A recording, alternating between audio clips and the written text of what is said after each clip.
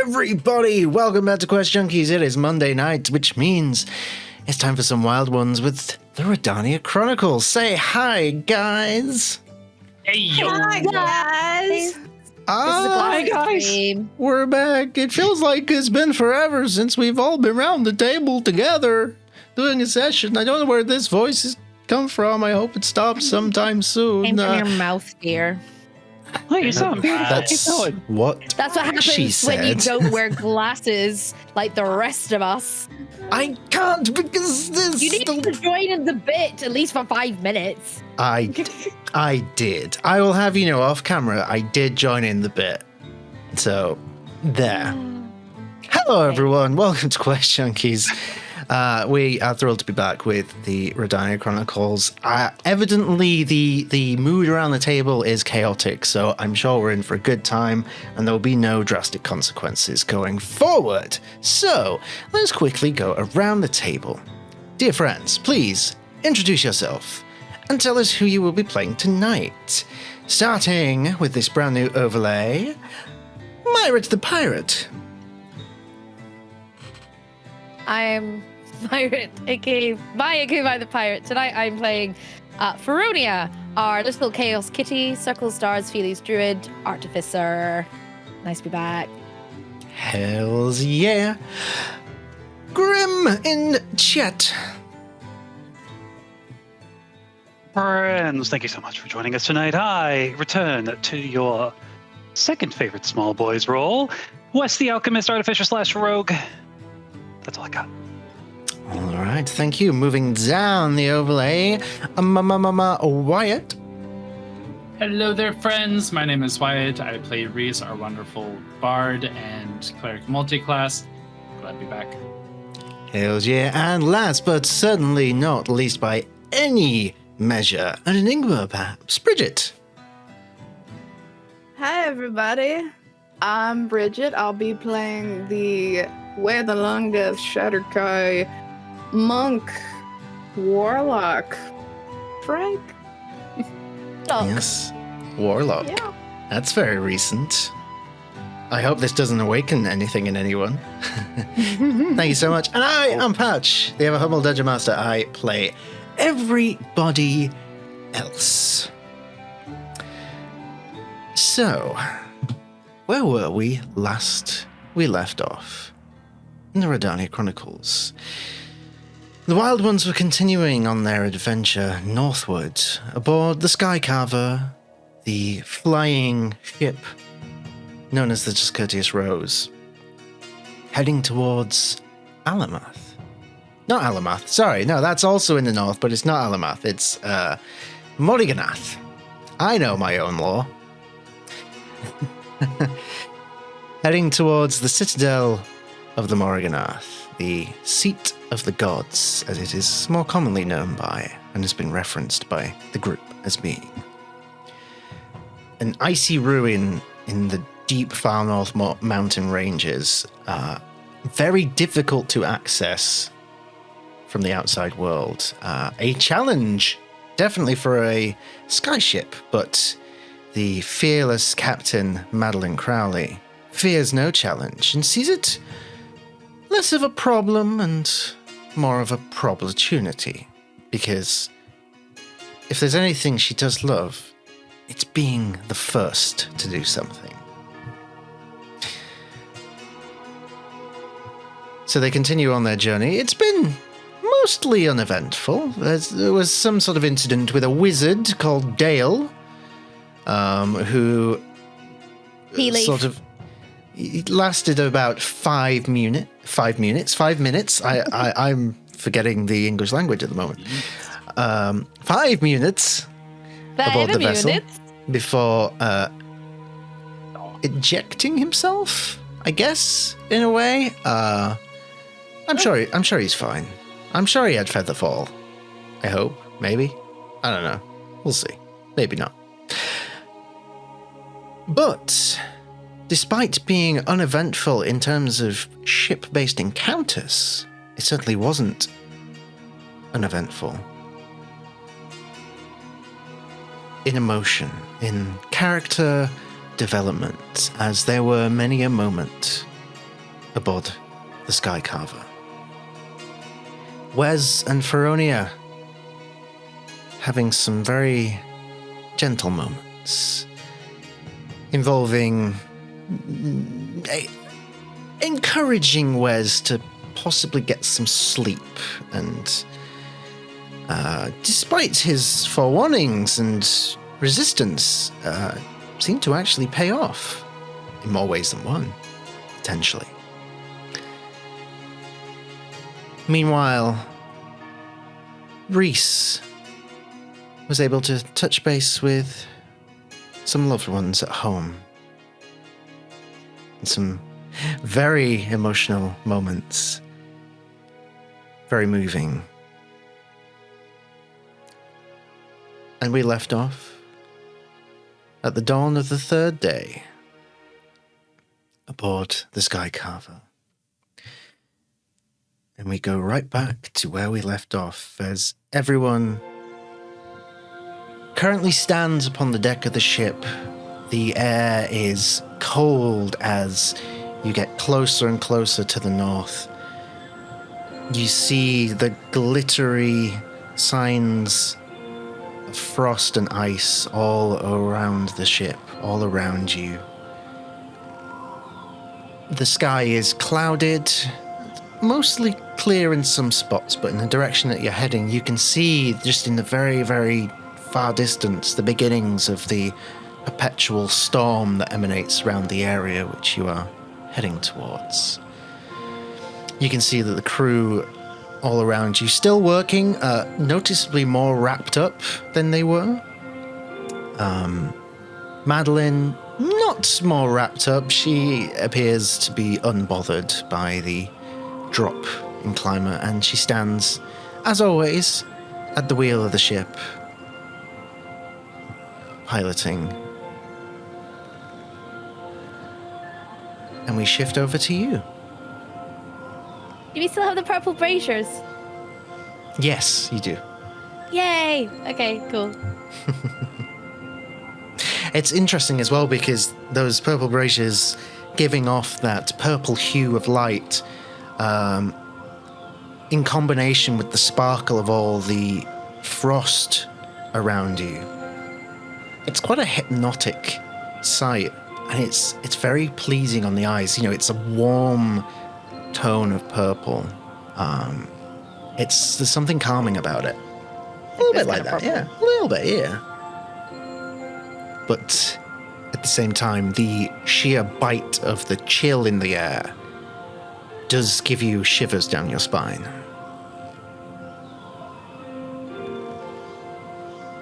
So the day is yours. Is Rhys still making snow ASMRs or? Oh, that was yesterday.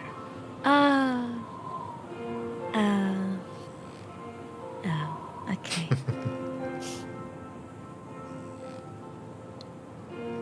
Disappointment in your voice. I know. Well, there's no snow on the. Is there snow on the deck at all? No snow on the deck at the moment, but it's like a clear line of frost. Like enough that, like, if you wanted to, like, I don't know, scribble a little message in it, like, you know, when you go out in the, like, first thing in the morning when it's really frosty and you can, like, you know, there's just that fine layer of frost everywhere. Like, it's that, but it's all over the whole ship. Cool. Well, I'm gonna help with that. I'm gonna Duracraft snow. Oh. Make Then some there is snowflakes fall there from is the snow on the sky. ship. I had an idea for this. And as the snow starts to fall, I imagine like a nice little pile is kind of forming in Ferunia's Tobine's paws. And with that, just gonna start forming a nice little ball. Mm-hmm. Who's nearby?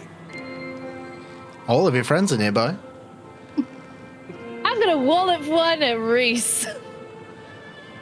Rhys! Well, now, go ahead and make an attack roll.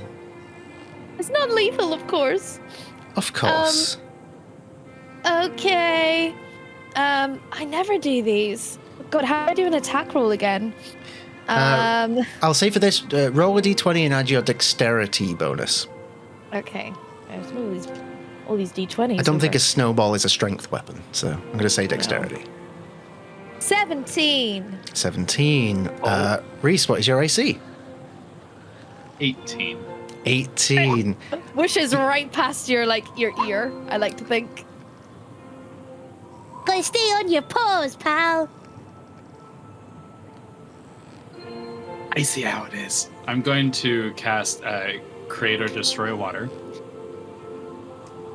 And I'm going to create water above her, above Rhódania. Rude. Let's see. All I wanted was a Alternatively, snowball fight. the water falls as rain in a 30-foot cube within range, extinguishing exposed flames in the area. I would like to, because it's so cold, I'd like it to be snow that falls. And it's 10 gallons of water. Wait, are we having a proper flurry then? Because I'm druid crafting snow coming down anyway. Can we create a blizzard? I'm just creating a shit ton of snow. Okay. Like if it falls it's off the roof and goes on me sort of thing. Yeah, I mean, it's a 30-foot cube. So, like, it's like... Fronia, give me a dexterity saving throw if you want to try and duck out of the way of this that's about to hit you. Yeah. Give me a dexterity saving throw. I'll call this DC 15. Well, I rolled a 19, so... Oh, so tell us how you managed to duck, dodge, dip, dive, and dodge your way out of this flurry of snow. She uses her Felice like agility and just kind of zoom, uses her tail to help her balance, but also pounce to the side, but also just kind of But also kind of in a way, just kind of step to the side. Just... I'm not a snow kitty. You are today. I'm going to pounce on her, and I'm going to like immediately jump, like a reflex jump, and I'm going to take her with me and throw her into the pile that is not being created. Okay. Right. So I'll say for this. This is what happens when we're apart for too long, isn't it? Give me a strength check to see if you get a grapple first. And Fronia, you can roll me acrobatics or athletics to counter it. Well, they're both +2. Oh, I got a 5. So that doesn't look no. Well, let's see what the roll is. Strength check. 11. 11. Okay. Ew. So you managed to grab hold and then you throw it up into the air. Oh no, I'm going with her. Like I'm jumping with her, and we're like going in. Oh, All right. That was actually kind of cute. There's an explosion of snow as two kitties collide with this flurry of snows.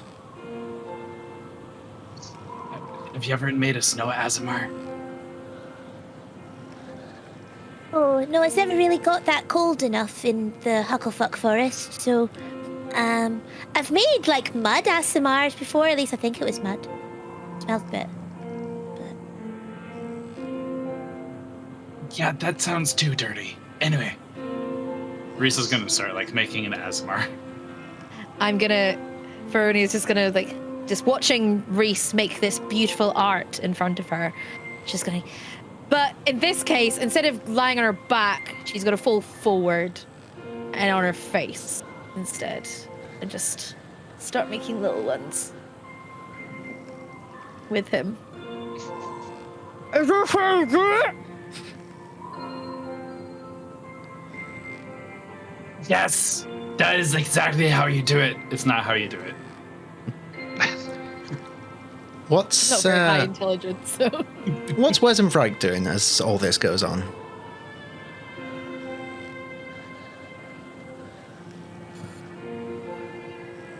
I think she might be attempting to gather as much of the snow as she can, for practical reasons, thinking it can be melted into hot water for a bath. Oh, okay. Easy enough to do. Wes? There's a little tug, I think, on Frike's tunic and just you see a very stern-looking Wes saluting you.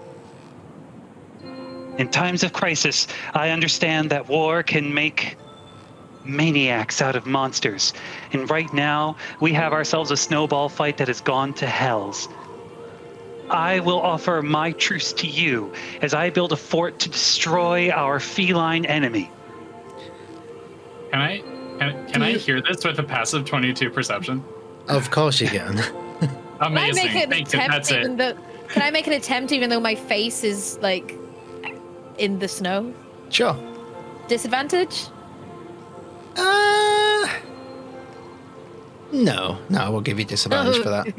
Okay. With this bushel full of snow, she's just going to look Wes very seriously in the eye and just, do you want to form an alliance with me? An alliance is the only way we can survive this most treacherous fight, and I offer to you the power of the services of my nation in order to defeat this feline foe.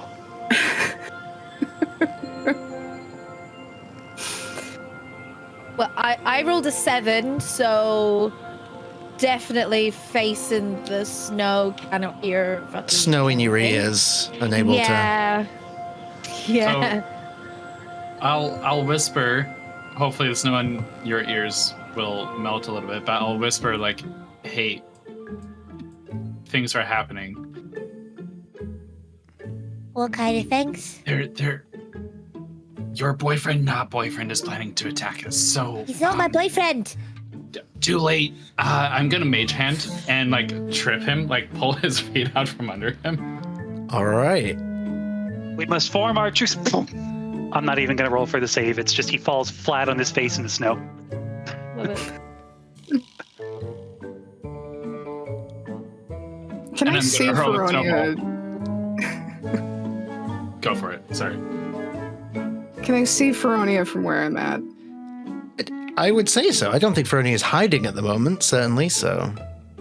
No. She just set down this little bushel of snow and crouched down beside her and be beside herself with inappropriate laughter as she writes in the frost on the ship, shit cunt. I love this. Frank, are you trying to heal the ship? Because that's not how it works. I mean, if you want, I mean, we could try. And I don't know, what are you trying to do? I just thought it was funny. Wes, you get up from the floor, you turn, and you see your new ally in this war negotiating with the enemy? My nation trusted you. Now you've shown me your true colors. And he will scurry on over to the back, over sort of where Madeline is and the wheel, and we'll just start building a wall over the snow and just consolidate it into like a wall. Madeline sort of looks over her shoulder like, I'm not even going to ask. And just You must be ignores you. protected, Captain, at all cost. I'm gonna hurl a snowball. At? Captain. Oh no. All right, go ahead and roll for an Ooh. attack. Let me load up a character sheet. And this is how Risk is played. I have no plus or minus, so just like that's a 16. A 16. Can Frank attempt to intercept this snowball because I have something for this? Unless it's no, hold on. Well, 16 is her armor class. Oh, The question is, Frike, how would you intercept this? Let's see.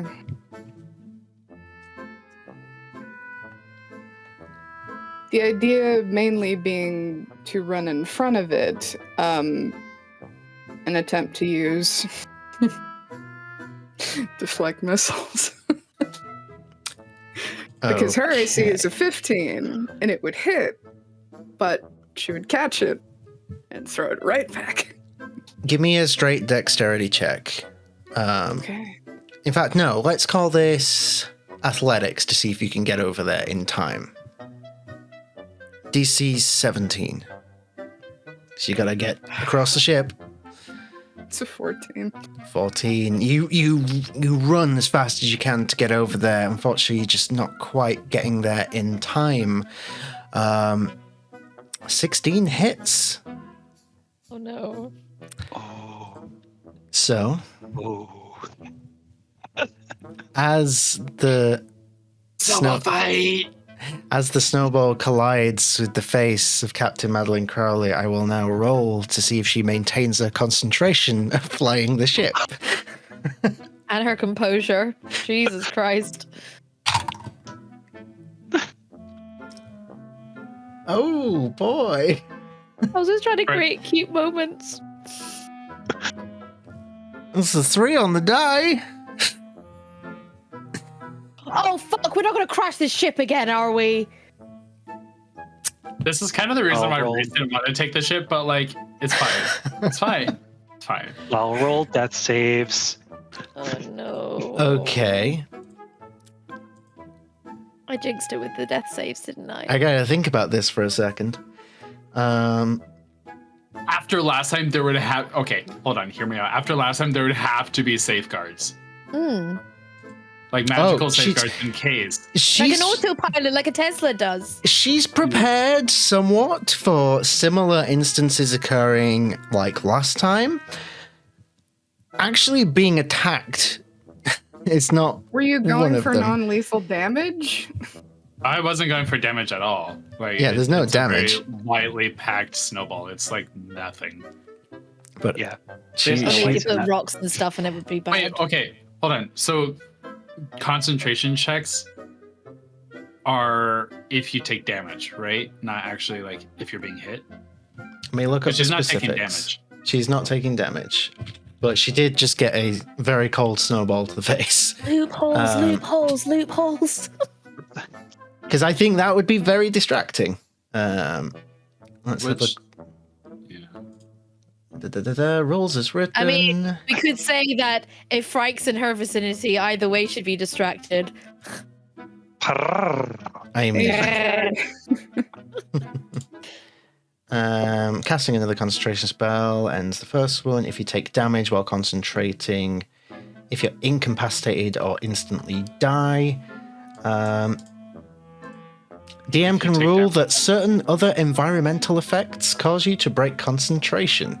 Oh. We're gonna die, guys. It's fine. All right, I will put it up to one last roll of the dice. I'm going to roll a d20. I'm glad you didn't have to do a fate roll. 10 or higher, she loses her concentration. So the odds are higher for... Wait, you're not using your Caleb dice, are you? I am not going to use my Caleb dice. I will Okay. use my other dice. That's a 14. Fuck's sake. So, Can't gift of gab in action. It's not like, darn it. That's not how the gab works. good to join us, Pat. Good time. Just a quick little summary. Madeline's Crash the flying. ship again. Madeline's flying the ship and has just lost concentration on flying the ship after getting a snowball to the face. This is why we need you back, Pat. Hey, the As- last time I was here, he caused the bloody crash last time with me. As Wow. we have a slow motion moment where Madeline just quickly looks to the side in slow motion and sees this white ball heading directly for her face, she gets a spur of the moment flashback to being trapped in the Shadowfell and seeing this glowing, emanating energy from Reese striking out at her. And for a split second, she thinks, oh, not again. The snowball collides with her face. It knocks her back. One of her hands lets go of the crystal on the left-hand side, and she scrambles to put it back on, and the ship immediately lurches to one side. I need everyone to make me a dexterity saving throw. What'd she do? We like those. Oh, for fuck's sake! What did you do? What did you do? 12. 12, okay. I'm putting it in the chat. Oh, is it that chat. good? Oh. Okay. Do we need to get emotes ready? I hope so. 13. So, A 1. natural 1. Natty 1. Okay. Okay. I'm assuming inspiration that we got from last session doesn't count anymore, yeah? It's gone. Okay. Oh. All right. Bye, Rhódania. Did everyone else get over a 10? Yep. Yes. I got a 13. Yeah. All right. So the ship immediately lurches to one side, and you're all sort of almost knocked off your feet, but you manage to hold your footing. Rhódania, it came quite unexpected as you didn't quite have the weight under your feet, and you immediately go tumbling to the floor and slide down the ship. Rhódania is about to fall off the ship. Does anyone have a reaction at hand? I can't use Thorn Well, Whip I as a do. reaction, could I? You can certainly try. You want to tell us how you do it?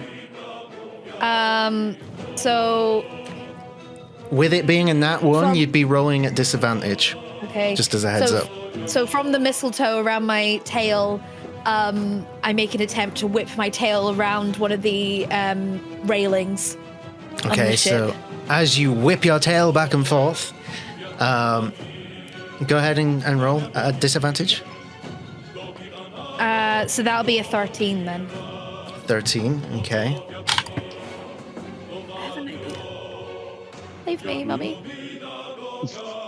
You leash out with this thorn whip, and it wraps around, and just about as it's about to lock into place, it just slips free. Frike? Okay. Spending a key point. Can I? Can I? It's not a reaction, but can I? You tell me what you want to do.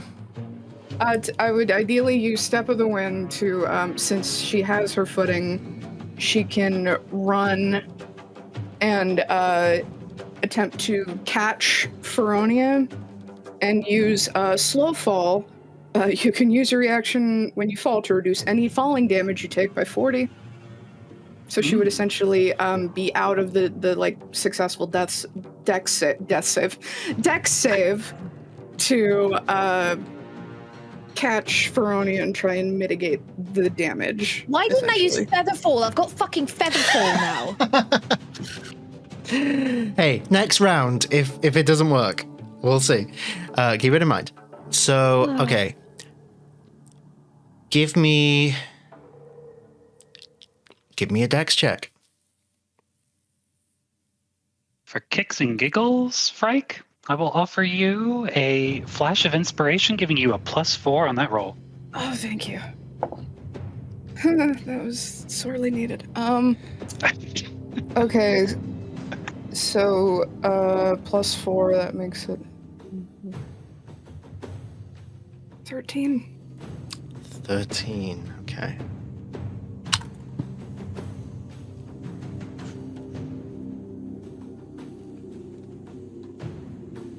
Frike, you leap forward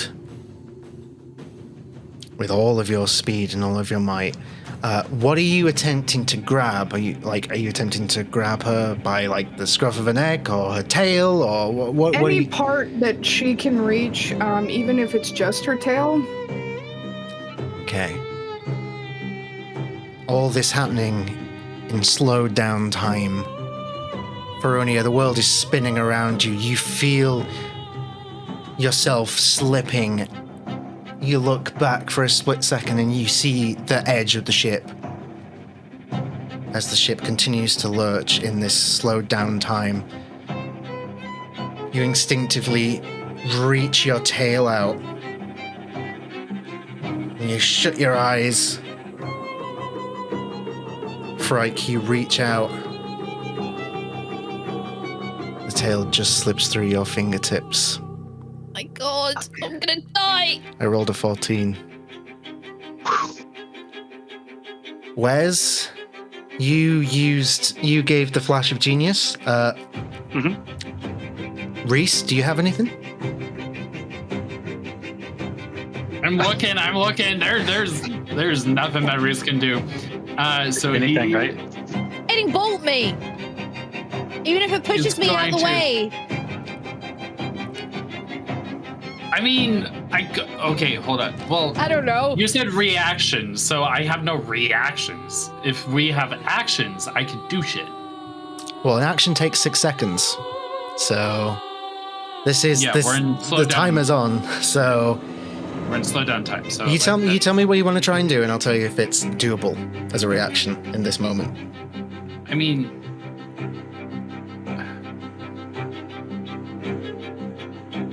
I don't. I did, Pixie. Thank you.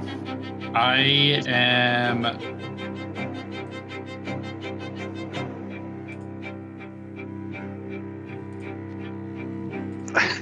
You got nothing? I got nothing. Okay. Mage hand. A mage hand can carry, I think, 5 or 10 pounds. 10 pounds here. 10 pounds. Yeah. Brony is 10 pounds, right? I'm a chunky kitty. I'm 35 pounds. Veronia. Hi. You look forward as the world is going topsy-turvy. Through the blurred vision of all the chaos around you, you see your friends reaching out for you, trying desperately to save you. What goes through your mind in this moment, this fraction of a moment? Fuck airships. And, I mean, if I'm perfectly honest, a mix of fuck airships and I missed my chance. Okay.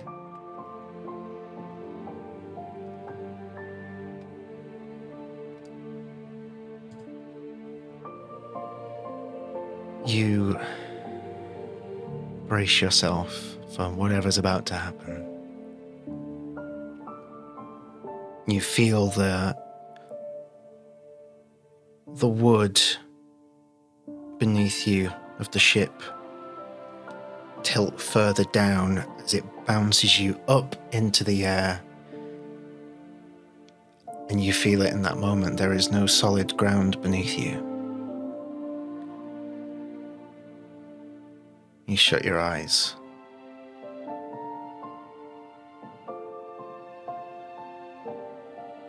And then you feel this wave of something come over you.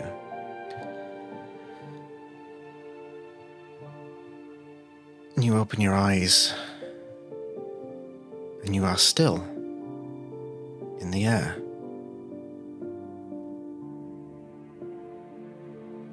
The rest of you look and you see Veronia almost frozen in place in the air, looking back at you.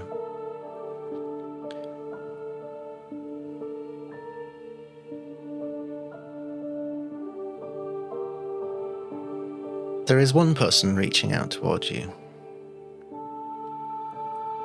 One hand on one crystal.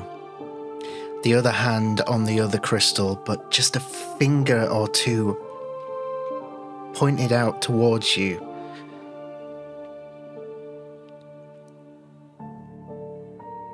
As Madeline cast Levitate on you, and you were just in range. at that last moment. Fucking hell.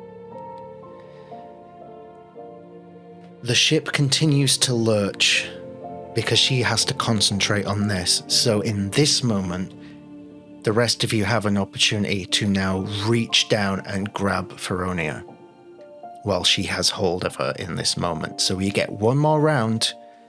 What are y'all doing?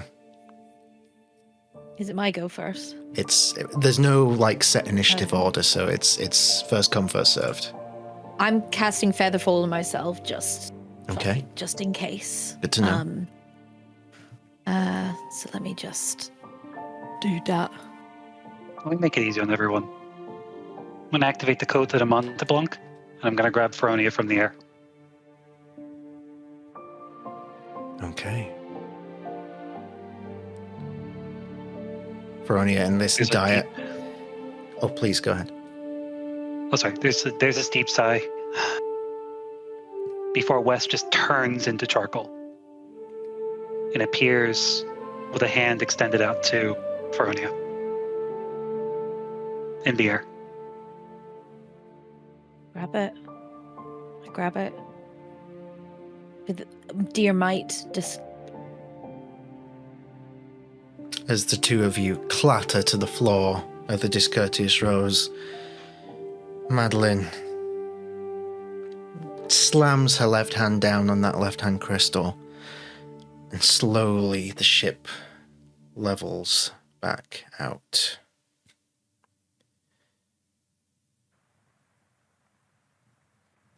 There is an awkward silence on the deck of the ship right now.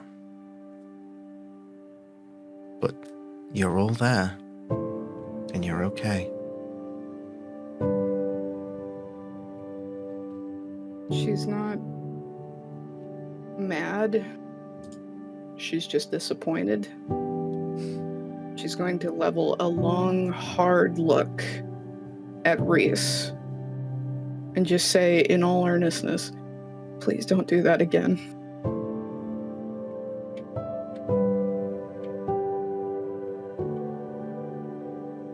It's not Reese's fault. I started it.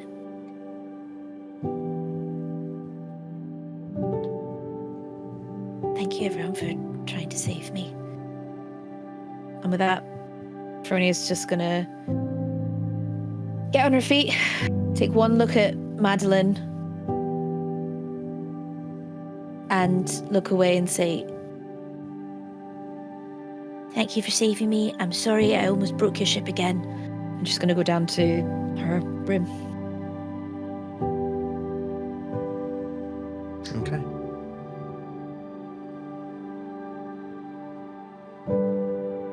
Slowly, the crew starts to go back to work. The three of you remain on the deck of the ship. No one sort of approaching you, no one reaching out to speak to you. Madeline certainly is occupied at the moment.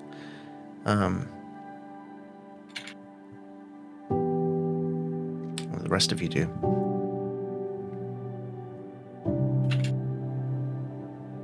Kind of sheepishly,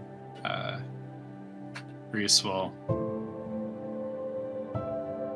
regard the captain, just nod, and then look at Frank.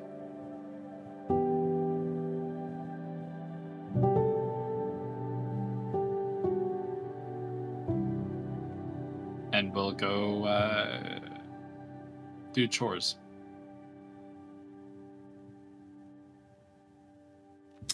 Okay. Wes, Frank?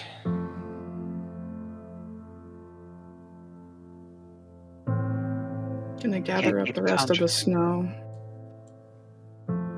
back into the bucket so it can be melted for hot water for a bath.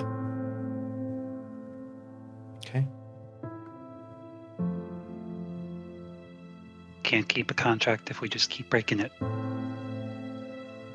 Frank, I'll make sure everyone's okay up here, and then I'll go down and have a talk.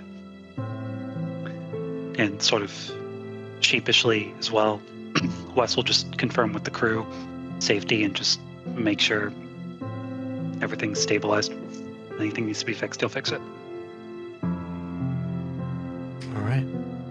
She's gonna put on gloves to keep gathering the snow with. Okay. We'll follow Feronia at this time. Feronia, you head down to your room. As you go through the corridors, you see things are scattered on the floor. People are trying to tidy up.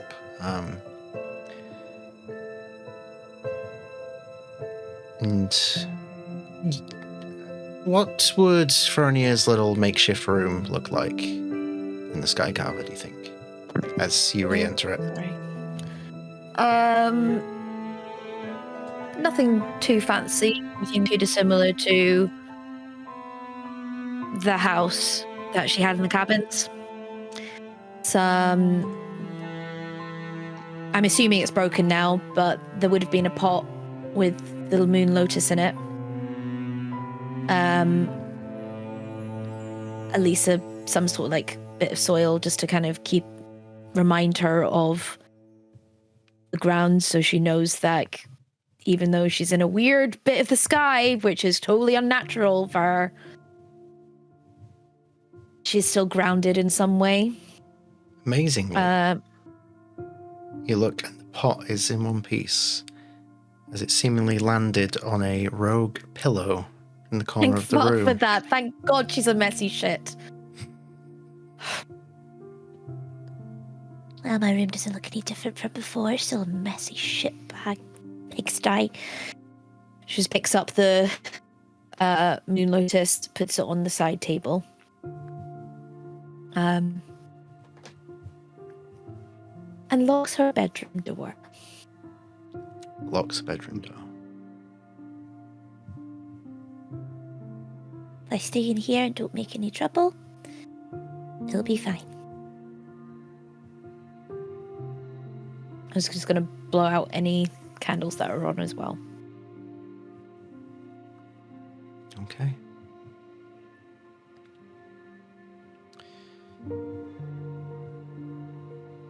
The next few hours go by, thankfully uneventful. There is an awkward tension in the air.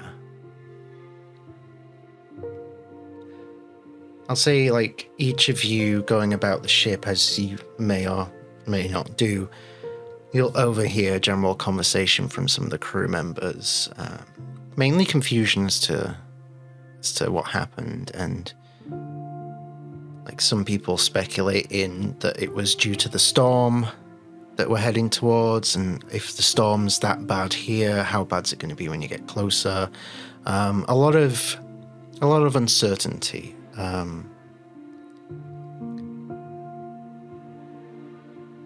surprisingly, one voice of reason attempting to calm folk down and reassure people around the ship. Some of you will overhear Fellerman attempting some way to be a voice of reason and reassurance, which is probably weirder to experience than anything else that's happened on the ship recently. Perhaps he is turning a corner.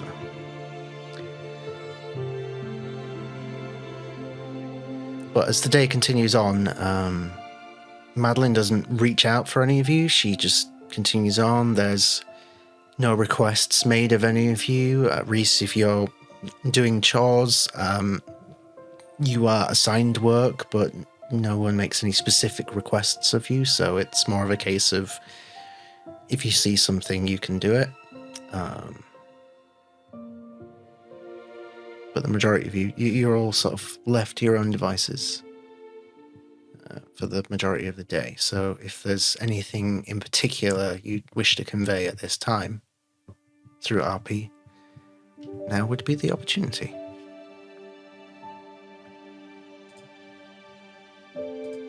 I like to think, just to make a note of this, Feronia is not coming out of her room anytime soon. Funny you mentioned that. Dum, dum. I figured it was locked. I tried to jiggle it, but it didn't work. So I'll just sit on the other side. You hear kind of a slump on the door as Wes just sits against it on the other side. Feronia is under the duvet with a pillow over her head. Not going to say anything. You know, for all the shit I pull, you'd think you'd be a little more forgiven for something like this. Everyone, really. Is this what it's like growing up? To think the things we used to enjoy put us in catastrophic danger? Is this what losing innocence feels like? Under the pillow, Died. Go ahead. I was going to say, under the pillow, and through the door, you can hear a muffled. This is what being a fucking idiot feels like, alright? I don't care if you couldn't hear that or not, but I'll have to write that one down.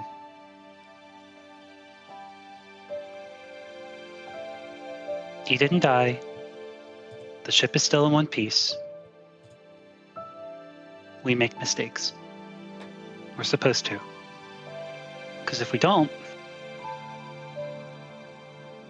learn how to do better or be better. Fiona's going to add that remark agitatedly. Still, under the duvet, but a head above the pillow, saying, But this isn't the first time I've nearly... You can't sink a ship in the sky, but this is the This is the second time and probably not the last time I'll try and break this fucking ship, okay? You had a silver for every time you broke the ship. You'd have 2, which is coincidentally a lot more than most folks have, but also strange to think about. It's for fucking everything. Did the ship go down? no answer. Did you go down? Definitely no answer. With that, she's gonna get up, unlock the door, and open it. Really like. You got any other remarks you want to make? Or do you want to just leave me the fuck alone? And he'll stumble, boom, into the room. Oh God. Kind of just looking up at you from the floor. No, but you can talk about yours if you want. No, I'm not going to have this conversation in a doorway. Get in. And just kind of Just gonna waddle. drag him in. Just grab him Just- by the cape of the Montabonk and drag him in the room. Slam the door shut. Slam the door. Yeah, slam the door and lock it. Reese heard that. I'm not trapped in here with you. You're trapped in here with me. Well, got any other smart remarks? Got any other remarks to try and make me feel better? Because I don't fucking feel better, and I probably won't. This isn't just like losing a laboratory or whatever, a workshop. I almost killed everyone, nearly killed myself in the process. Just because I wanted to try and have a bit of fun and cheer everyone up. I'm a fucking hazard to everyone else, including myself.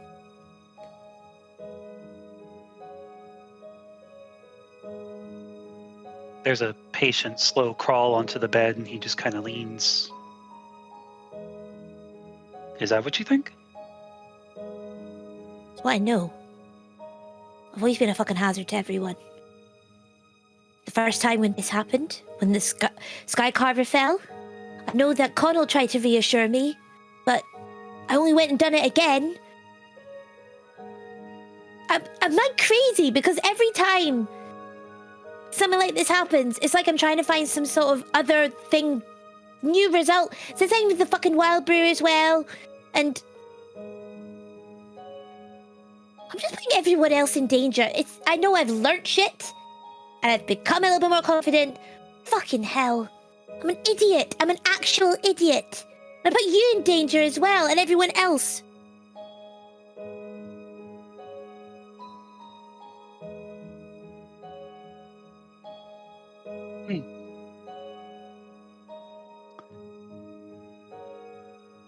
Tell me about that. Do you think it's because the last 2 times you were on an airship you almost blew it up, or? Well, technically the last time I was on the airship we all got accused of murder, but that's a different story. Oh, see, that throws a wrench in things now, doesn't it? Yeah, that's just a bit of a filler episode. I hate those. They really stuff you. Your DM will remember that.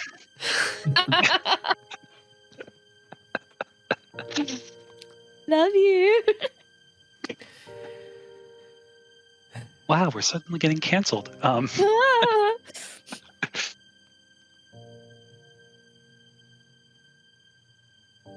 Ferroni, why do you really feel like a failure? And not this we almost died thing. That there's been plenty of those. Why do you really feel like you failed?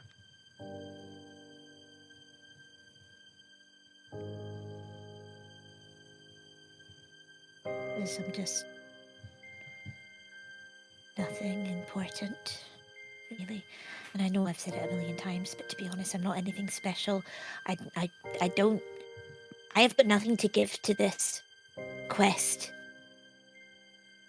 I could easily just go back and just be a princess. At least you make shit. You're smart. Frike is strong. And Reese is wonderful and has all the moon goddess and can help us and heal us, and Frike can do the whole zippy zappy transport thing. Connell is, I mean, you saw the last time he fought, he literally changed his form and became even harder than ever. And me? I just go all sparkly and all shiny, and I cause trouble, and I speak with fucking cactuses. That's all I can do. I can't do anything. Fuck off, Fat.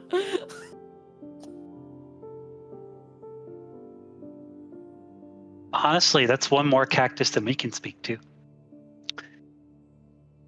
Feronia, if you were to go back and be Princess Flora and forget all this happened and just go back to being this nothing special, then what? Do you think it all suddenly just disappears? Do you think that feeling of your insignificance disappears because you go back to the way things should be and not the way things are? I don't know, I don't even remember my past stuff. But I don't know, maybe I can make a difference if I'm part of royalty, you know? Maybe a bit of a pencil pusher and change laws and try and protect people that way, but I don't know. Laws are only governable by the people who abide by them, and unfortunately, we're not in your kingdom. There's not much change you can make here. But for someone who claims themselves so insignificant, who thinks themselves so little in this great big cosmic mystery, you've defied destiny twice. 3 times. You have taken the narrative put before you and changed it, when otherwise you could have just been some forgettable Felis in the woods. Now you're on a skyship, about to help Frike on this impossible quest to Morganoth, a place that shouldn't be accessible. And you're part of the spearhead of that campaign. And you're going to tell me that's insignificant? You're going to tell me being sparkly and shit against some of the most dangerous folks in the Shadowfell is insignificant? Yeah, because all the thing I could probably do in the end of it is be a bloody disco ball. That disco ball has a little bit of fire, doesn't it? Just a little spark of something.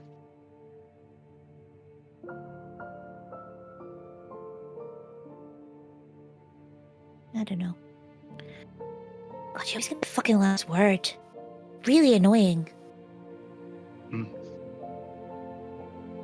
Was really bad.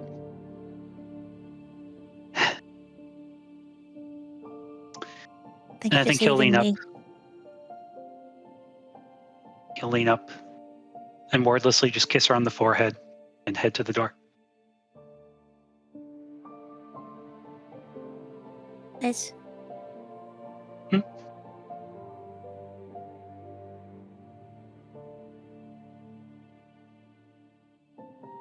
She's gonna walk up to him and kiss him. Thank you for saving me. Now fuck off.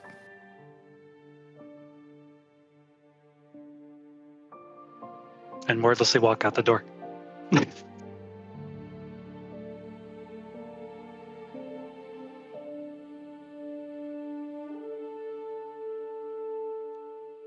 Okay. gonna lock the door.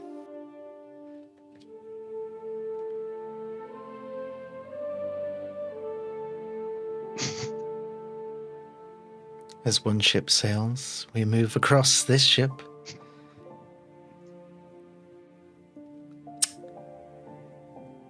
As the day continues on, where do we find Reese after completing some chores? Where does the rest of this mostly uneventful day take you?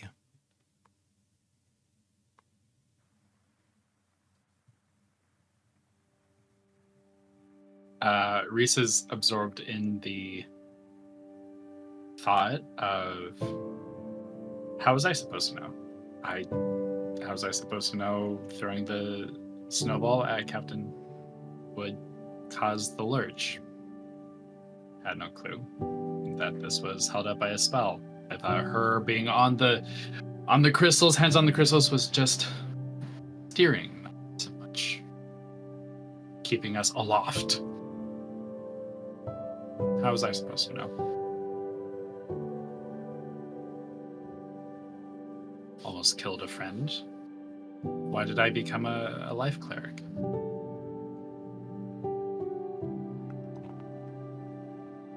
How was I supposed to know? I think at some point, wherever it is that you find yourself sat on the ship, contemplating all of this,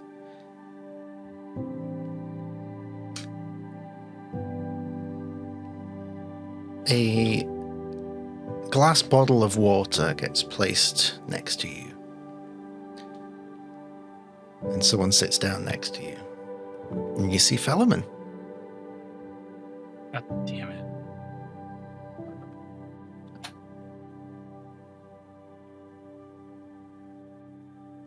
Reese is like scrubbing the deck right now. That's like what he's been doing, is like just scrubbing the deck and like spotless and like sanding the areas that are like, that's a possible splinter waiting to happen. Like sanding that down and scrubbing. And he will see the bottle set down. He'll look up and sigh.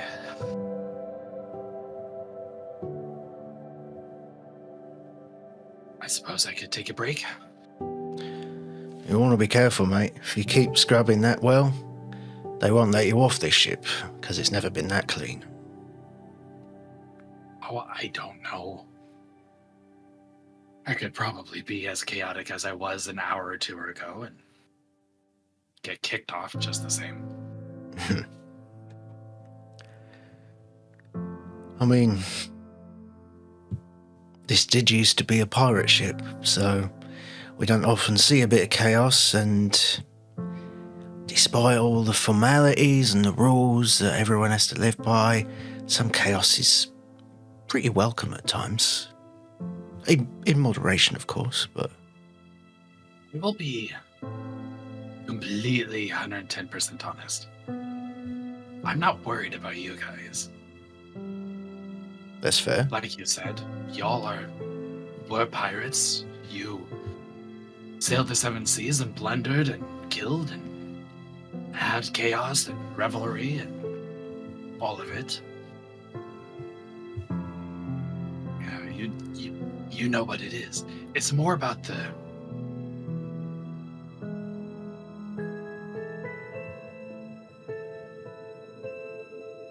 people I travel with, my friends. I mean, we almost killed you guys once before. I may have cast some spells and affected you, and for that I'm sorry. I probably deserved it at the time. I was a bit of a cunt. You had chaos. I seem to remember chaos. pulling a gun on you lot, so, you know, it's all shits and roundabouts, let's be honest. Yeah.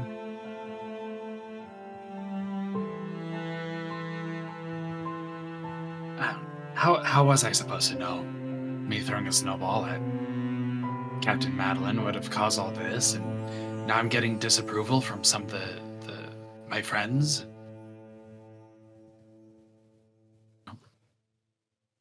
This moment, it doesn't feel like they understand. We're going to kill ourselves on this next quest. There's a 90% chance we are not going to survive. We're going to a place no one has been to in over 1,000 years. Knowingly been to in over 1,000 years. And we are going to kill ourselves. And I'm trying to have fun. That's fair. And I'm getting disappointment and disapproval. You know?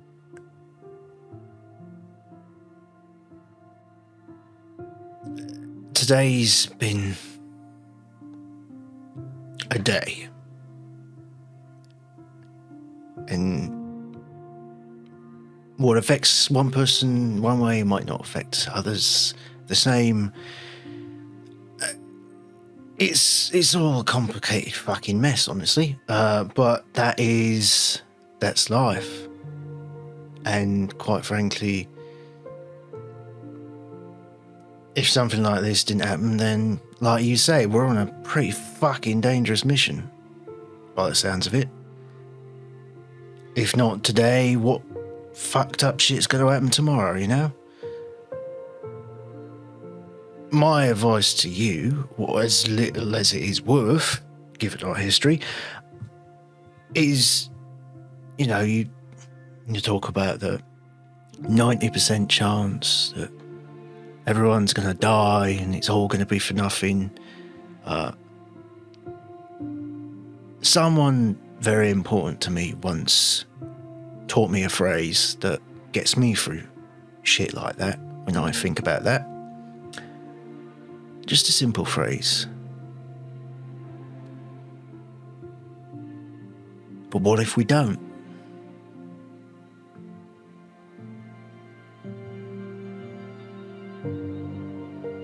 Because when I was down on my luck, after the last time we met, I nearly lost my role on the ship. I made some bad choices, got in with some bad people, and I resigned myself to the fact that I would never do anything important with my life. And I would forever be a failure aboard the Discourteous Rose. That's when my Alfred told me, what if you don't?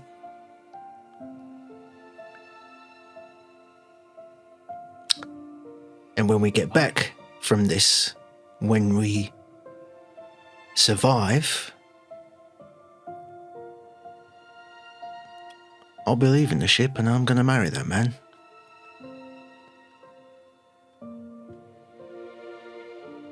And I am terrified that we're all not going to make it.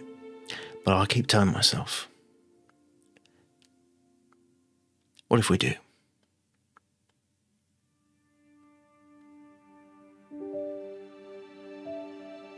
You know, if we survive, when we survive, That's better. Reese heavily rolls his eyes, but continues.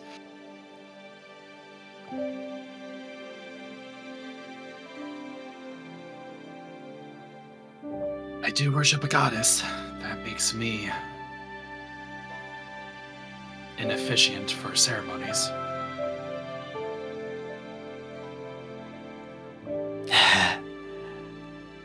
What a fucking way to cap off our story, eh? Watch it. I'll still crown of thorns you, but I still don't understand what all that shit is about, but if you do, I probably deserve it. But, you know, but what if I don't?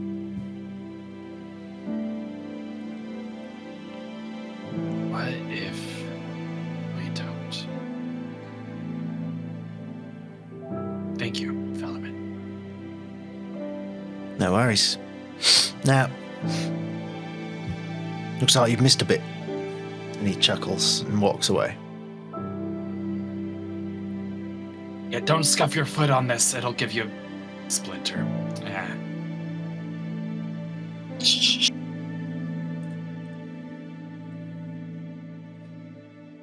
Okay. And at this time, I think it's a good opportunity to just quickly take our bio break. So, my dear friends, do stick around as we take our bio break, and when we come back, we'll see what the rest of this day has in store for the Wyld Ones. See you shortly. Bye.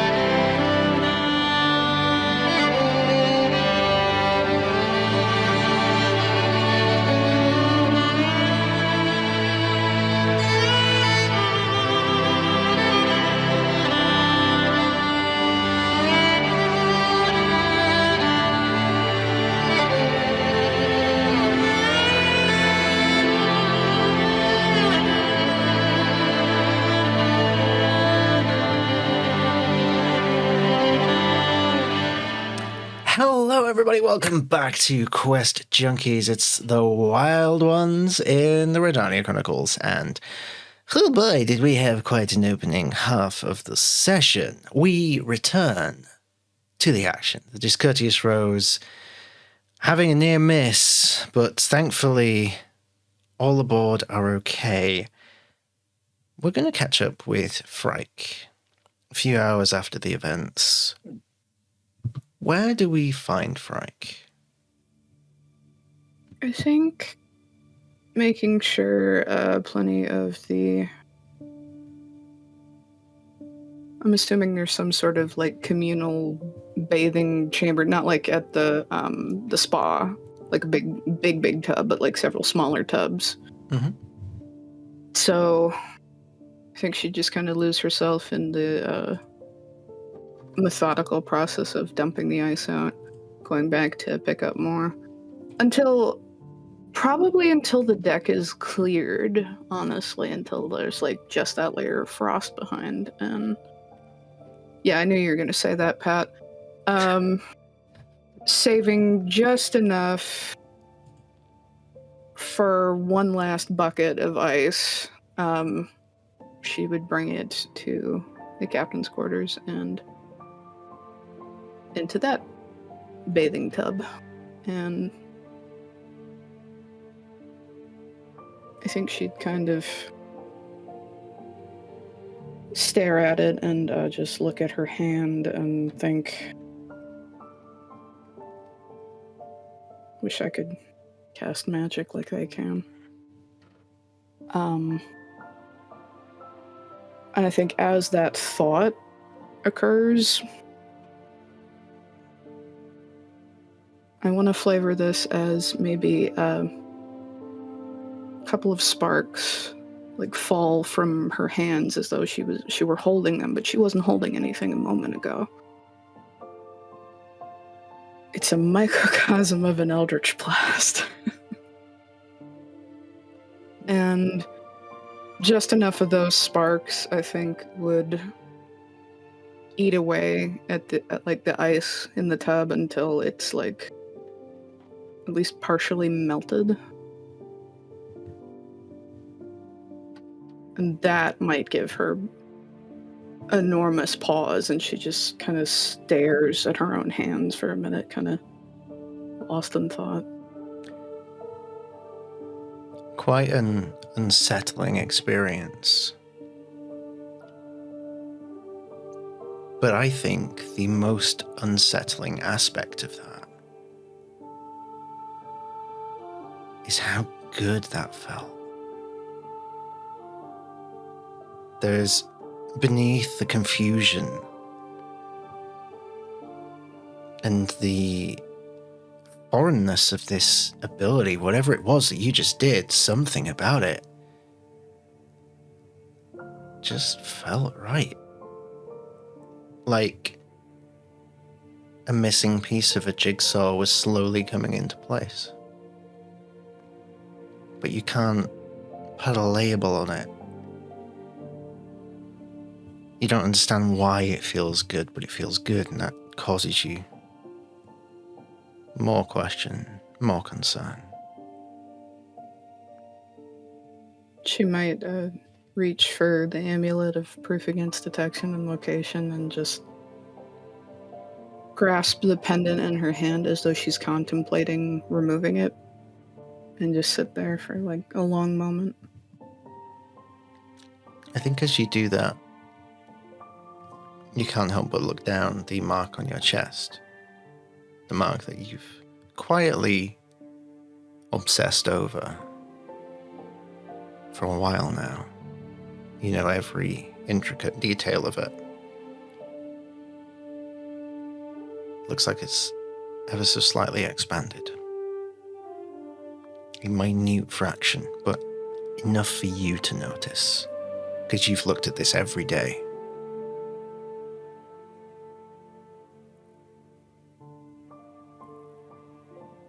I think the hand holding the pendant just kind of clenches into a fist. Without breaking it, it just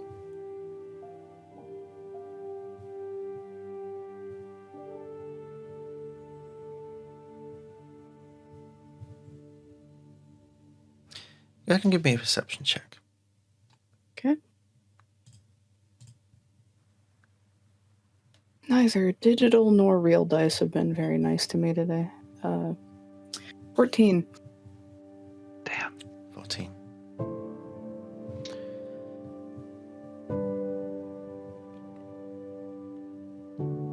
As you hold on tight to this pendant, your eyes glance back down to the ice bucket, and you see amongst the remaining cubes that are slowly melting a morphed reflection of your own face.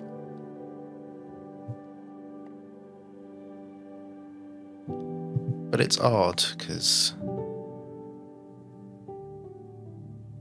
you don't see the sclera on your eyes. It's just black. And the more you look, there's little differences that you begin to notice.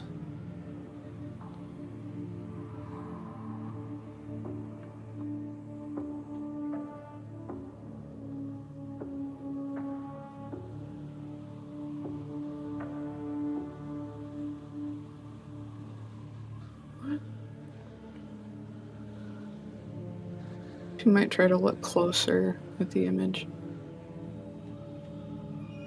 As you look closer, you see more and more things that don't look as they should. Scars, old scars. You see these dark tendril inky veins beneath the skin have expanded further. And as you sort of instinctively lift your hand to your face as you're looking at this, the reflection shows a different hand, and you instinctively look at your own hand and your hand looks fine. But in the reflection, it looks very different.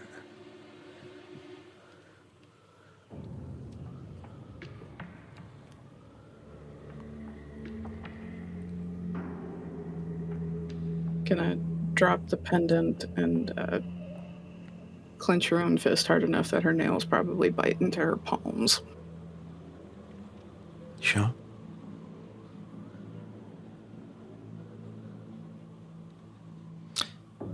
You squeeze your hand hard, the nails digging deep into your own hand. You're numb to the pain in this moment. The reflection smiles back at you. Just a sly smirk as the eye is narrow.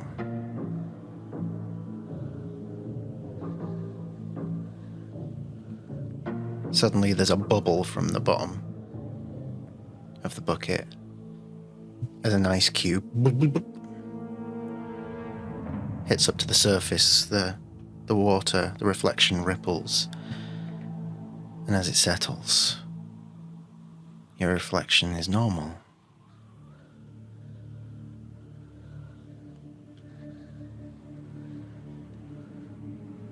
If she touches the water, is it tepid like a bath full of ice melting, or is it another temperature?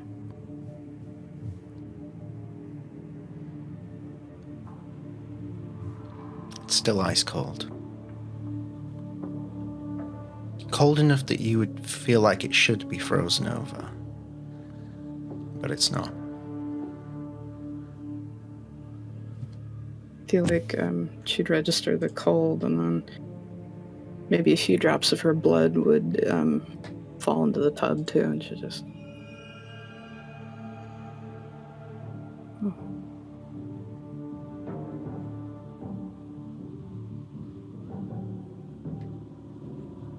I very nearly said, "Can I take a stress point?" I mean, you can.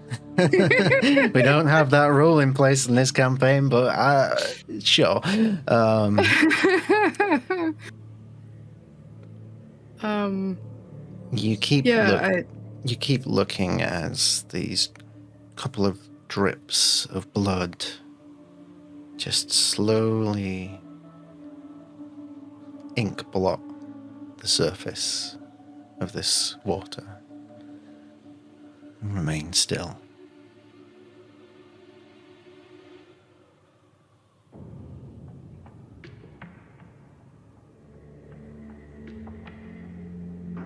This time she picks up the amulet and genuinely contemplates whether or not it's still working.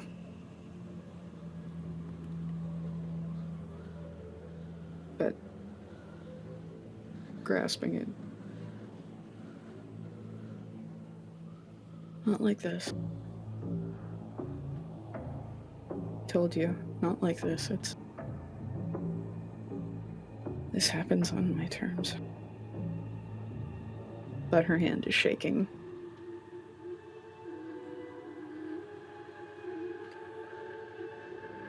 A few moments pass.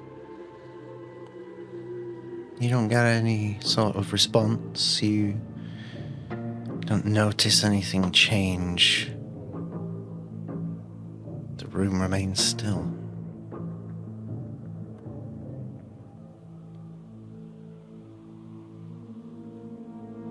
Is the door open to the captain's quarters? Yes. She might try to see if anyone is walking by at this particular moment. You pop your head out and have a look, and it doesn't appear to be anyone in the vicinity at the moment. Assuming there's some sort of bandages readily available, she might try to just silently bandage up her hands and flex her fingers to make sure she can still move them. I think we're going to stay firmly in denial. Okay. Easy enough to do, something you've done many, many times before. Okay. Now, Westerly. Hi. You've just been forcefully ejected from the room of Rhódania. After an interesting conversation with a... Well, I'll let you determine how you respond to the events that just transpired over the past few minutes.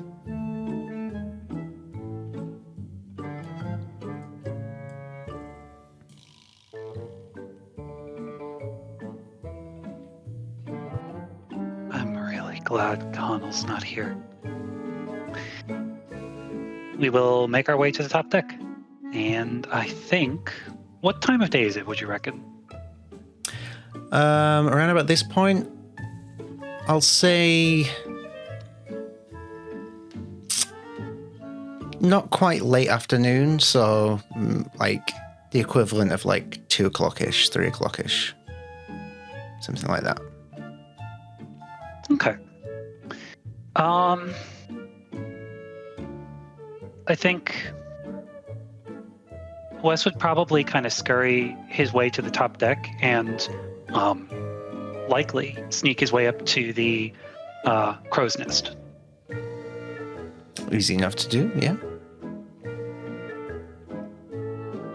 And he will kind of just sit on the edge and pull out his notebook and begin to doodle. Okay.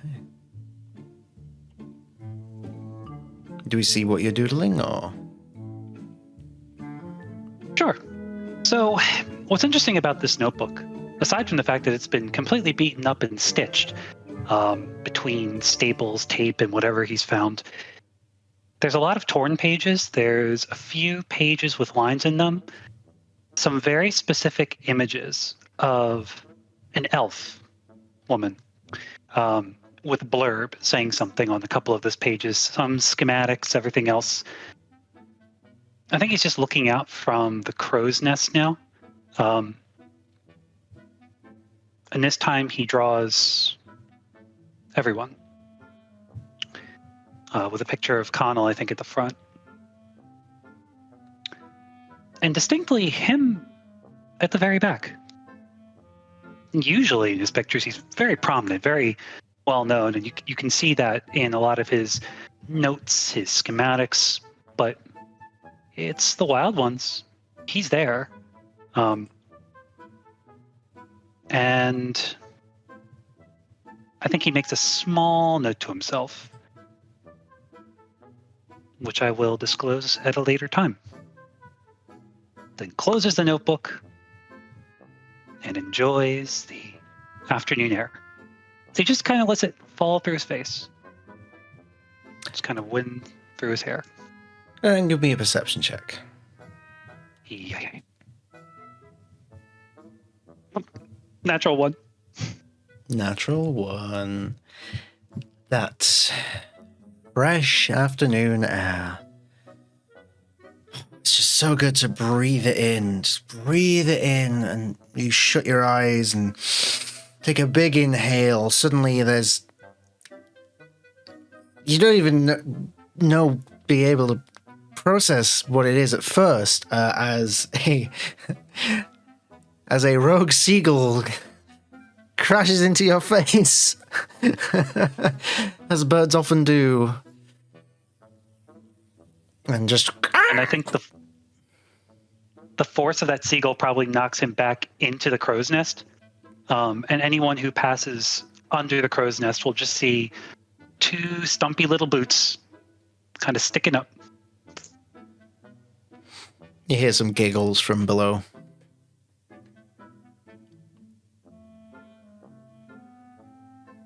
Fucking wildlife. It's interesting, though, because as you lay there on the floor of the crow's nest looking directly up into the air, there's a silhouette off in the distance above. Looks like an island.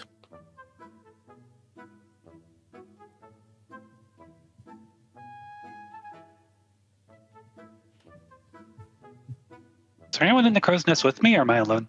You're alone at the moment. And you said the island, I'm looking up. And I'm seeing the island up, and I'm looking down. Mm-hmm.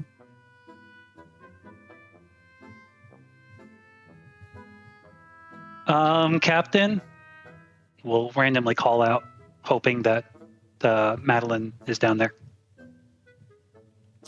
There's a few moments before a hesitant... Yes? Do you see that? And from where the boots are, a small little index finger will point up to the island from the crow's nest. Wait. Hang on a second. Jerry, come take over. And someone comes to relieve Madeline from the wheel. And she begins to climb the crow's nest. So you see, like, her big hat, and followed by her big hair and her face just pop up through the ladder way. I'm not going to ask why you're on the floor. What? Now, I know geology is not my biggest strength, and neither is geography, but I don't think that island should be up. Wait. And you see her expression change. Not into one of fear, but of surprise. As she slowly finishes climbing up the ladder, stands up to full height, holds her hat as she looks directly up. By the gods. I don't know if that's a good sign or not.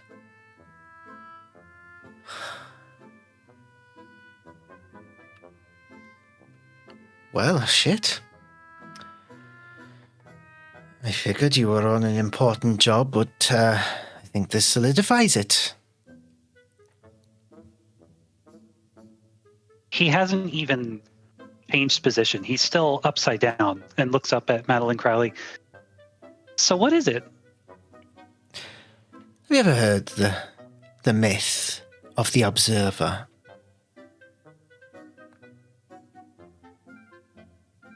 Can't say I have. I'm getting an interesting look from Myra right now. I'm nervous, that's why.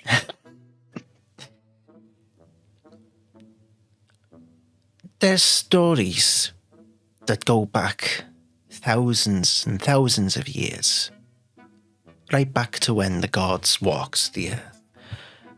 They talk of something they called the observer. It was described as an island in the sky, which used to be preposterous, but, I suppose we have ships in the sky, so maybe not so much now. But it was shaped like a face. And it never caused any danger or anything like that, but the stories used to always say that they would just simply observe from afar when something historic was about to happen.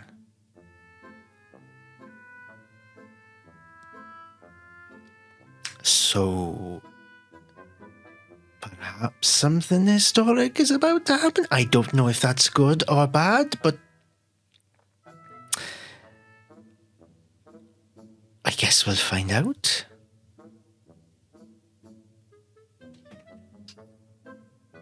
Didn't you say no one's ever been to Morganoth through an airship? That is true. I mean, I have a very historic career. Of course, I'm always the first to something.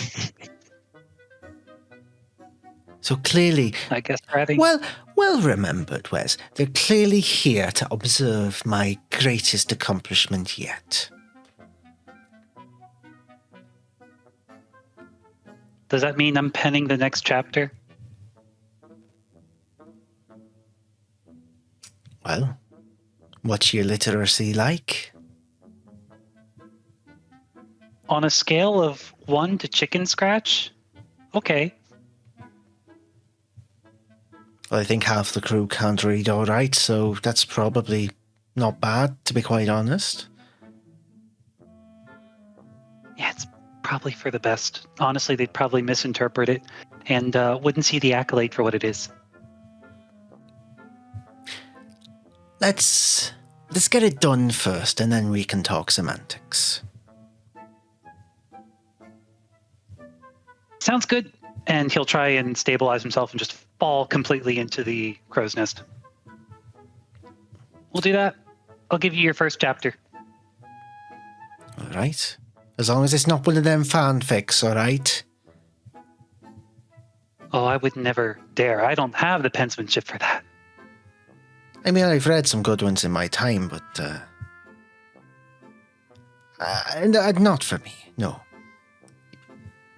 You can't emulate the real thing when it comes to me. I've said too much. I'm gonna go back now. Okay. I'll see you on the other side. She slides down the ladder and goes back to her post. Note to self. Madeline reads fanfics.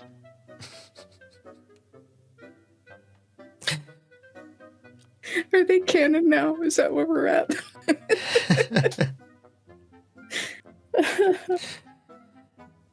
Okay.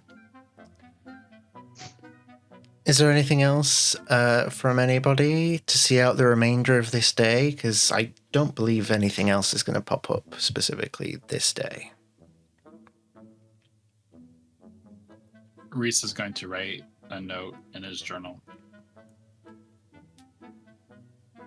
Tear it out and silently slip it under Feronia's door and walk away. Okay, Rhódania, you notice a under your door. Funny enough, I was going to say that the last thing Feronia does that night is unlock her door. So,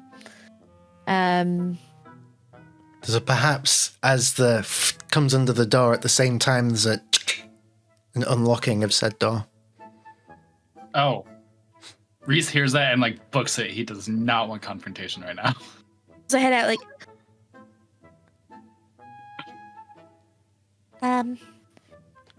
Just close the door. pick up the wee note.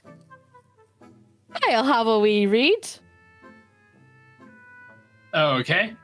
Do you Hi. want me to send it to you or do you want me to read it out loud? I mean, send it to me. Okay. Unless you want me to read it out loud. I don't mind. I mean, I could. I could read it out loud. It basically says, I'm sorry I got you in trouble. It's not my intention to ruin such fun shenanigans.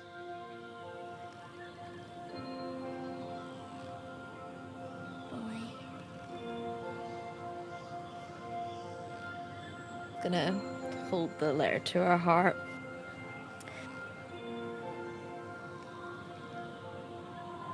And slip the letter under the lotus flower, keeping it safe. And she's gonna do as cats do when they're getting comfy, making those biscuits, doing the little twirl, and just curling up.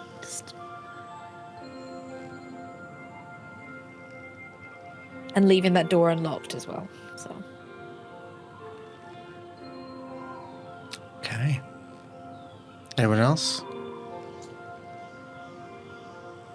I think toward the end of the day, she would have stayed until all of the water was melted and then gotten in the bath in the captain's quarters. yeah, she did. Excuse me. Reading each other fanfic. Or writing it themselves. Or making fanfic, yeah. And as the view fades to black on that scene, we just hear from the doorway, "Room for one more?" They were roommates. And they were roommates. And we will leave the rest to the audience's interpretation. Wes, anything from you? We are still in that crow's nest. Only this time I've regained my balance and I'm looking out at the night sky. Okay. It is a beautiful night sky as well. The temperature continues to drop. I'll say that, like, at some point today, like, each of you has been approached by one of the crew members just with, like, big winter coats. Like, they're scruffy and, like, they've clearly been used for a number of years, but they do look quite warm. So, you'll see a lot of the crew members have got them on now. But yeah, you stand up there on the crow's nest, and that sort of sparkling frost that was all over the ship in the early hours of the morning is now a bustling starscape of twinkling light across the entire ship. It is breathtaking. It is very much like the Astral Sea, in actual fact. And you don't know whether or not to look up at the night sky, as beautiful it is, or look down at the starscape across the sky carver.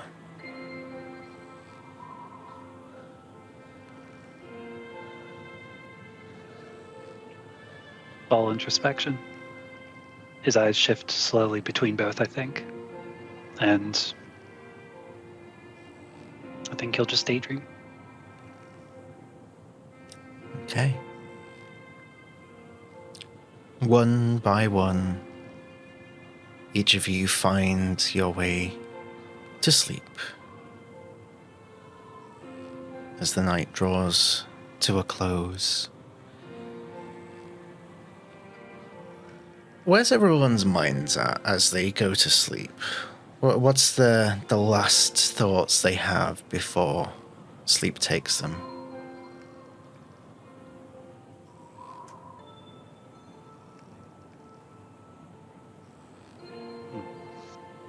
I think, however, wherever she ends up, after all that, she might be sufficiently distracted, but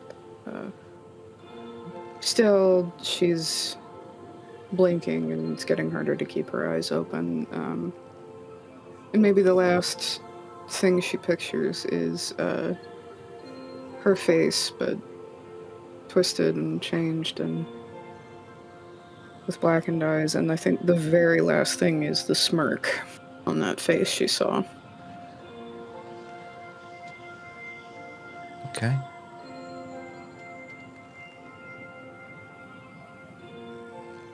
Fronia. I would say it's flitting between two things. A mix of almost dying and anxiety of, oh my god, oh my god, oh my god. Why did I kiss him? Oh my god, that was totally like, oh shit, shit, shit. A mix between those kind of anxieties. So not very good brain. That's fair. Reese. 3 words. We may not. We may not. Wes. Question for you. Is the observer still in the sky? Make a perception check. Oh, it's much better this time. That is a 19. 19. Not directly above you, but behind you, and with a 19 you can tell it's definitely changed position. Following you from a distance, you see this face of stone in the sky. Just keeping watch.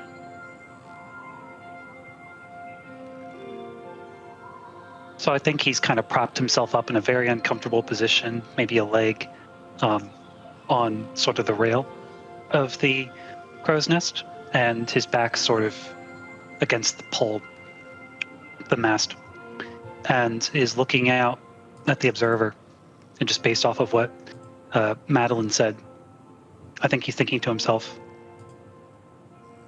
are you saying hello, or are you saying goodbye? As he's wrapped in his coat. Okay.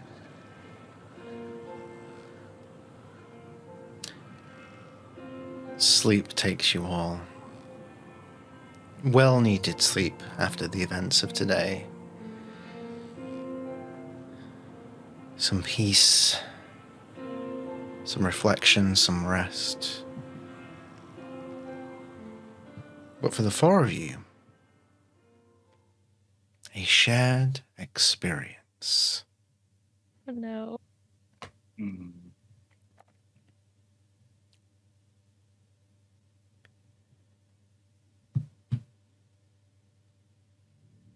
You all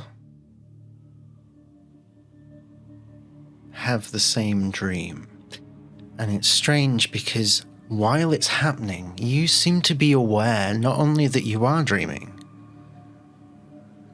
but also that the 4 of you are experiencing the same dream. What starts off as the 4 of you stood together in a dark void. You look at each other and you all look okay apart from there's no colour. The colour has been drained from your forms. You are black and white. You stand there together in this void. if any of you speaks, there is a loud echo of your voice that carries on and on and on and on into nothing.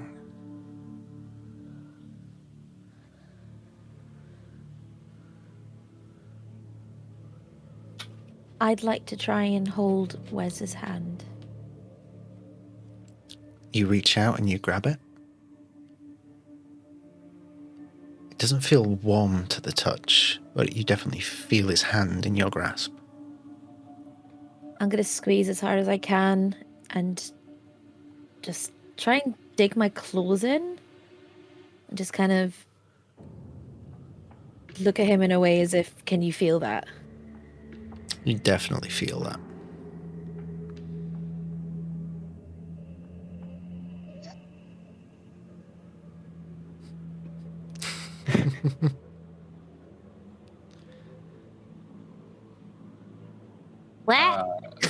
What? What? Shit count, shit count, shit count.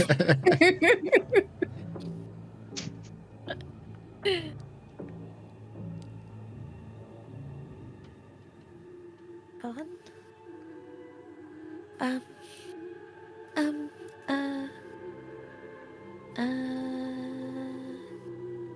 I will take a step forward away from the group, Mhm. and I'm going to cast Word of Radiance. Okay. Yeah. So the range or the area is 5 feet, but I just like burn with this divine radiance as it erupts from me. Each creature, of your choice. Okay, cool. Never mind. I don't step away. But each creature of your choice that you can see within range must succeed on a Constitution saving throw, take 1d6 radiant damage. So y'all are good, but just to see if it illuminates stuff around us. You definitely have this radiant aura around you, but again, devoid of color. It doesn't seem to give off any illumination. Just gonna look for her amulet. Oh, your voice went all garbled then. Don't like it. Frank's voice has changed. She's gonna look for her amulet. Something about the amulet? yeah. Looking, y'all can't hear me? You're a Oh, robot. yeah, your connection's really dropped. You might have to jump out and jump back in. Okay. Wait a momento. And then Frike wakes up. Frank is the What? only one that wakes up. One down. 3 to go. No. Not again. Mummy, you're back. Welcome Are you back. How about now? Y'all That's hear me? perfect. Yes. Sure. Hey, She's going to look for her amulet. It is around your neck. Okay.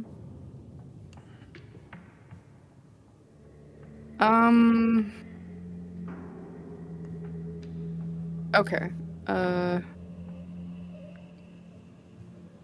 Experiment reaching into. I mean, do we have our stuff? Our bags? Maybe what- You appear to have your belongings. Yay. Going to take a very small piece of rations and throw it as hard as she can into the open space. Okay. It is swallowed by the dark. You don't hear it collide with any ground. It just vanishes from sight.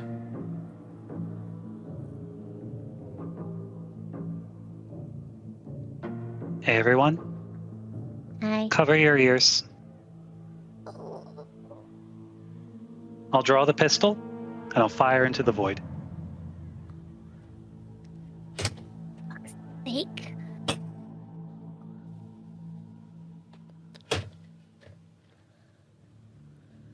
The echo of this resonating pistol shot amplifies it substantially. All of you covering your ears, you still feel the pain in your eardrums as it rockets through your head.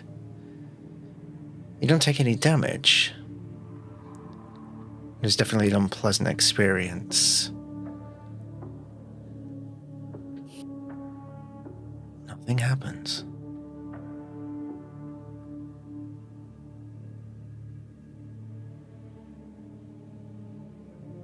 Oh, it might be infinite, he whispers.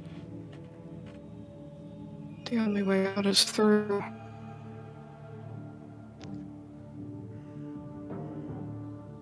Then through on and straight till morning.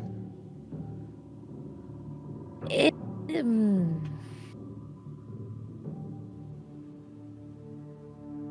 love you guys.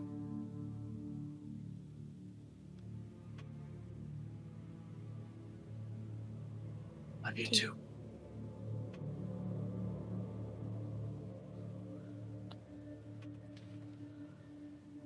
I would like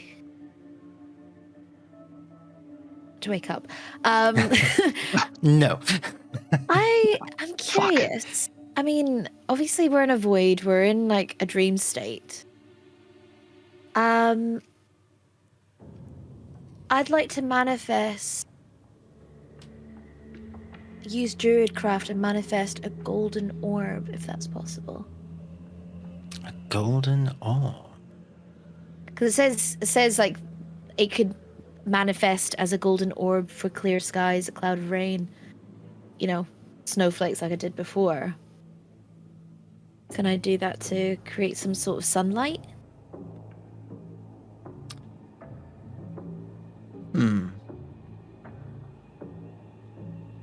I'll I could allow just it. cast daylight.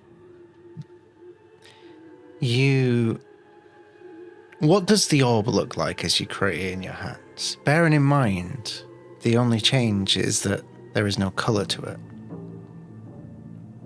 But the casting is successful. It just looks like a size of a volleyball. It's a glowing, like crystal ball almost. Like if anyone's played Spiritfarer, which I've been playing a lot recently, it's like the little ball that Daffodil kind of plays around with, but just say it's bigger. And Perunia is just gonna throw it up in hopes that it would hang and expel some sort of light within the void. You throw it up into the air. It reaches the top of its arc before it begins to descend. It starts to slowly descend and then freezes in place. A few moments go past, and it starts to expand. Bigger and bigger and bigger. As it begins to glow a vibrant blood red.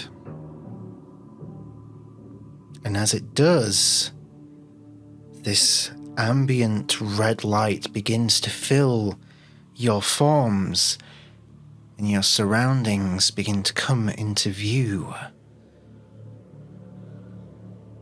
You're standing in a street. A city street. Desolate. Barren. Almost feels emptier than the void that you were stood in not a moment ago. Do we recognize the street? Like, where it could be? One of you begins to recognize the street.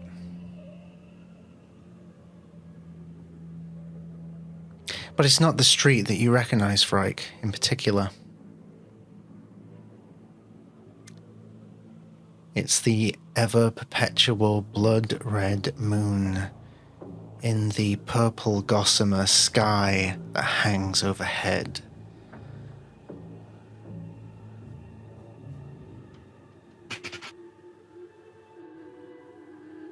This is home. Not just the Shadowfell, this is Luyana. This is your home city. The seat of your father's power. And as you take all this in, you see a figure down the street in front of you.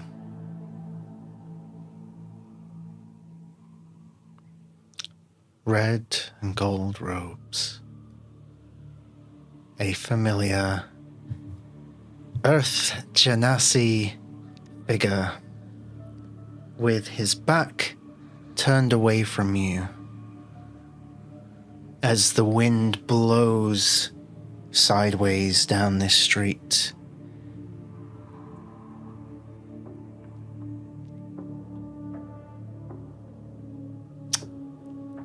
There's only one person that could be.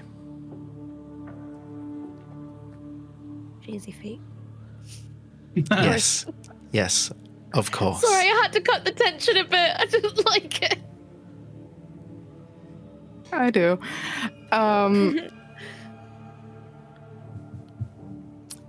Know what? Hang on. She's gonna take off, running after the figure. You see Frike just immediately take off and start running towards this figure, which, you know, as you look, that's Connell. He remains still in the street, but what are the rest of you doing? Rhódania is going to call out to Frike. Frank, where are you going? You know it's not good for us to split up. And start chasing after. Can she shout Connell's name? Mm-hmm. You hear his name echoing in that same void-like echo, just emanating around you. It seems to get louder rather than quieter the more it continues. As you go chasing after. He's not moving. And yet it doesn't feel like you're getting any closer. You get to the top of the rise, and then suddenly there's another rise ahead of you. And you keep going and you keep going. He's still out of reach. Can she attempt to use Blessing of the Raven Queen to get closer? Absolutely. You do. 30 feet. He seems a little bit closer. Can she do it again? A little bit closer again. Approximately how close?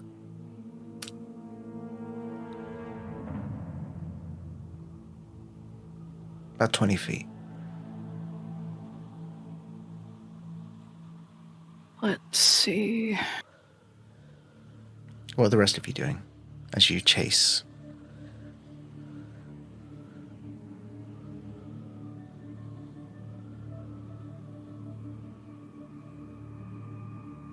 This is a shared dream. Mm-hmm.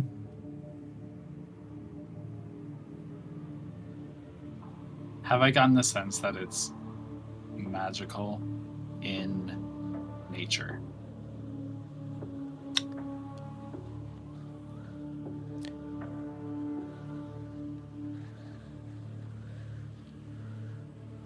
Roll me... If you're checking if it's magical, roll me Arcana. Okay, Arcana. It's a nat one. That one. For a 4. You've never experienced a dream this lucid. This is... It doesn't... Whatever it is, it feels like... It feels new. It's difficult to label it. It's difficult to pinpoint exactly what this is. It's new and it's frightening. Okay, cool. I don't like that at all. I'm going to cast Dispel Magic at 5th level. Okay. What is I'm your... just going to target. What is my target? I can't target an entire realm, but it's a realm of dream. How do I target a dream? I will place my hand on the ground I am standing on. Place my paw on the ground. Okay. Go ahead and mark off that spell slot. Casting at 5th level. Okay. Mark. You see the wind rush out from the ground as you unleash this spell. To no effect.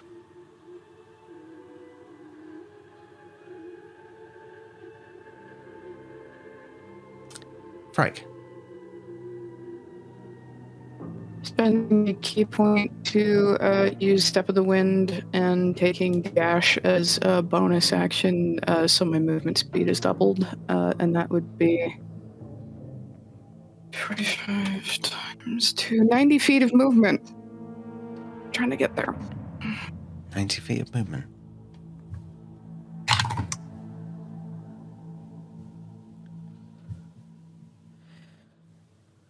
You use everything within you to push forward to the point where you practically have to leap forward to reach him. Almost to tackle him to the ground. As you do, and you tumble to the floor, you roll.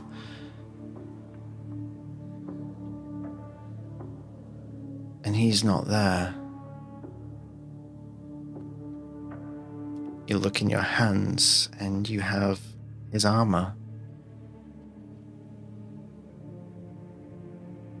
As it begins to corrode in your hands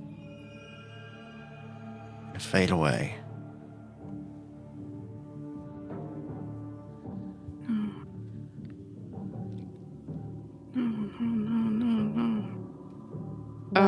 I imagine Feronia would find her crumpling to the ground, watching this happen and muttering to herself, no. I was going to say, while this is happening, Feronia is going to go into her starry form. Mm-hmm. In preparation to what kind of shit might go down, because at least if she's shiny, that might help a little bit. Okay. And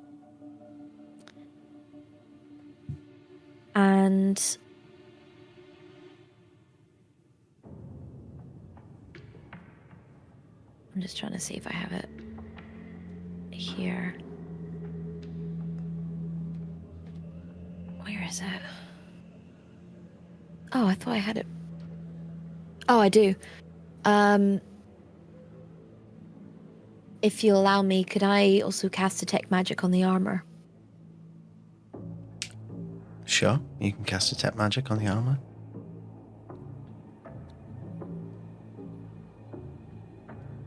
It doesn't pick anything up. And as you watch, it begins to fade away in Frank's arms. Frank, this is doing us no good. We've got to get out of here. Get up. We gotta go. She's gonna get up and I think look for what feels familiar. Like if there's a road to a certain place that she might know, then she's gonna take it. Make a history check for me. You better fix my life, you little shit.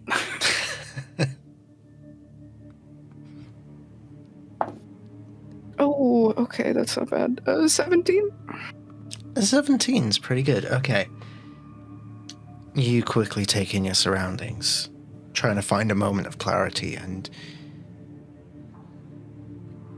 the road just sort of ahead and to the left goes off in like a diagonal route. You recall as a kid, you used to run down there when you wanted to hide from your father. there was an alleyway. There was an alleyway that used to go down underground somewhat, like an old storage thing that never got used by anybody. It was the perfect place to hide. It must still be there. It must. She's gonna relay this to Rhódania and shout one more time, "Follow me." Where's And she's gonna head Reese? that way.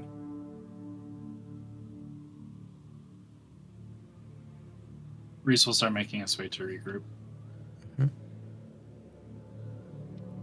You're muted. Yes. Sorry, I didn't even know I was muted. I'm sorry. Question for you, Patch. Mm-hmm. You said this is very clearly a dream, and we're very well aware this is a dream, correct? Yes, 100%. I think as Reese is moving towards the rest of the group, we should stop thinking like reality, Reese. I think we can get there quicker. If possible, I want to think my way directly to the alleyway. Not move, but think my way in there. As a dream is segmented in multiple parts, you don't know sometimes where you are or how you got there. I want to imagine that Wes doesn't move like he would in the real world, but move as if he was in a dream and appear in the alleyway right next to them. Westerly Strider, as you begin to as you attempt to tug back at the threads of destiny, give me a fate roll. DC is 80.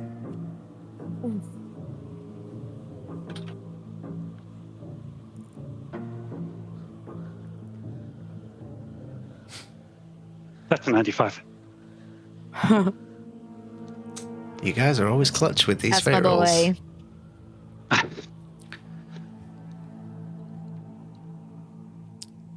Frike,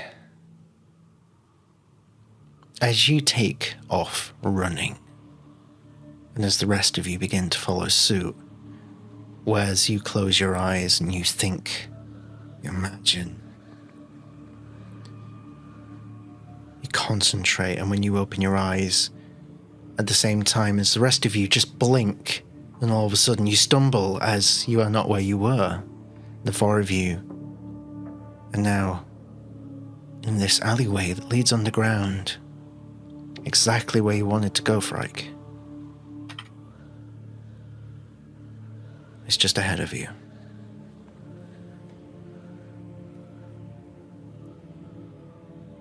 Why did you do that?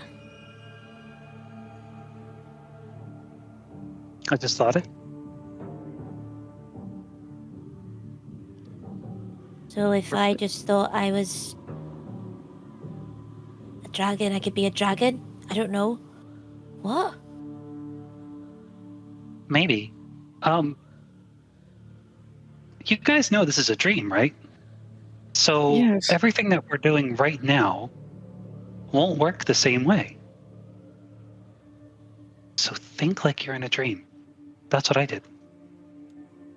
Okay, I think we're out of here then and awake. She's moving forward toward the. You said there was a door. I'm sorry. Not a door, no. What a Just door. a passage on the alleyway that leads underground. I was being half serious. She's taking the passage. Okay. Hells hath no fury, like a Frike scorn, and will follow. You follow Frike down, and Frike, this path, it takes you exactly the way you remember. Doesn't look any different. And eventually you find this little gap towards the floor. And like an undercroft where you used to hide. No one would ever look for you there. And it's still there. Still looks the same as it ever did. An eerie sense of comfort in such a desolate place.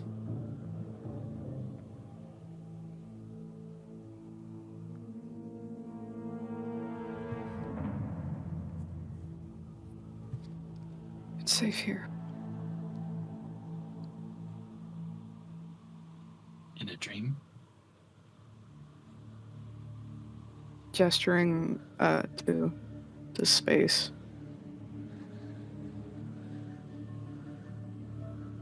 If you're How safe do you know anywhere it's in safe? this dream, it's here.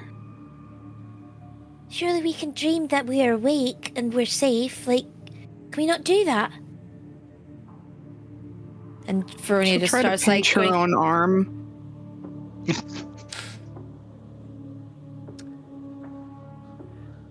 Give me... What do I want to call this?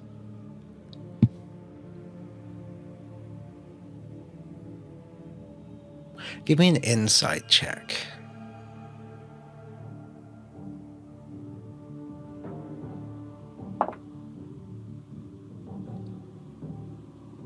Natural 1. Oof. All the nat ones tonight. maybe that should be the name of the episode. That one's plenty. Fronia, you going to try as well? Oh, sorry. I didn't realize that you wanted me to. Okay. You're welcome to. Insight, yeah? Mm-hmm. 16. 16.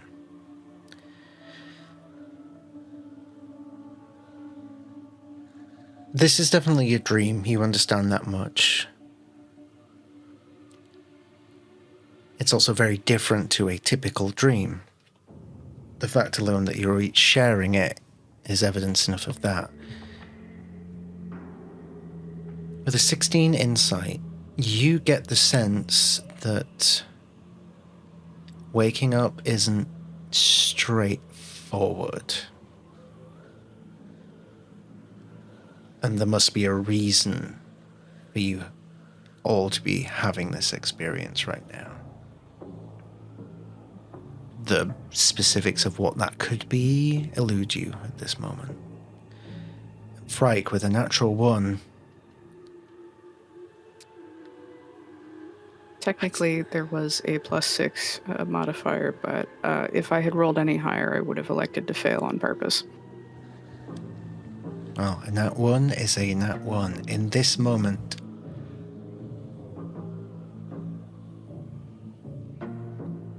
I think she wants to understand more than she wants to wake up. mm-hmm. And I think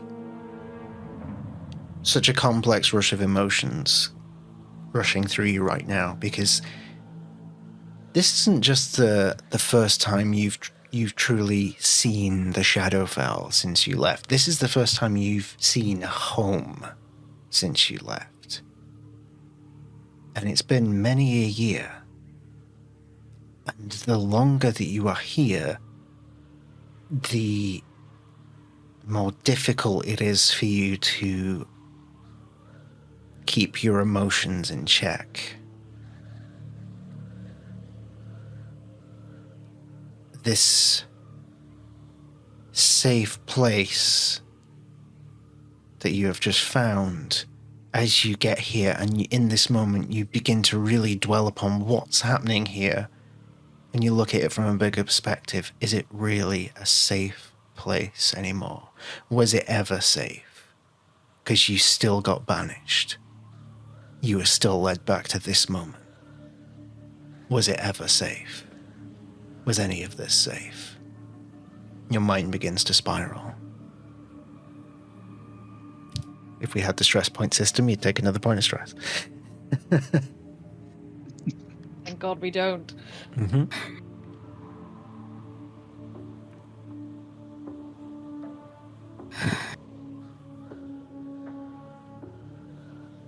How do we get out of here?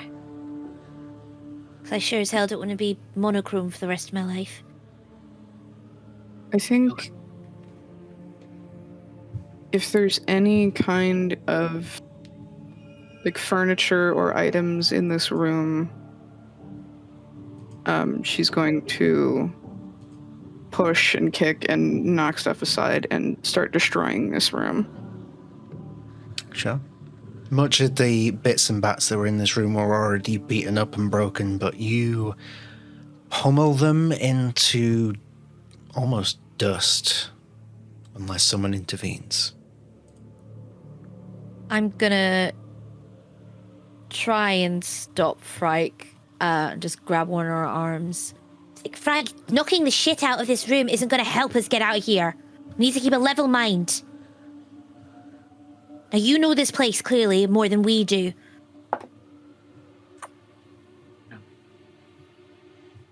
We need a plan. I was looking for a door.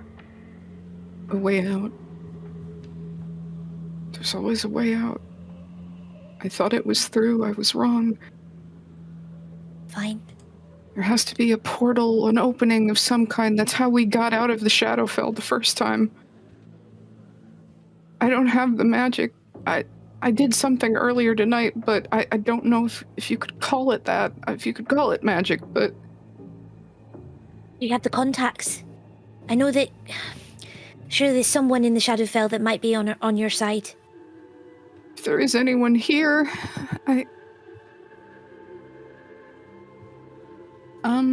question, actually. Mm-hmm.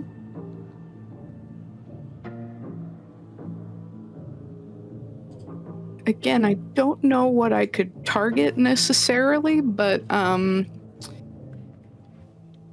guess poking through all the wreckage, the rubble, I'm imagining there might have been more than one entrance into this location, or if there wasn't, then she would have tried to maybe make one. I think she would maybe feel along the wall looking for some kind of opening or passage, and as she's doing that, she might unknowingly cast True Strike to gain advantage. A brief insight into the target's defenses. That's the part of the spell I want to focus on. Interesting.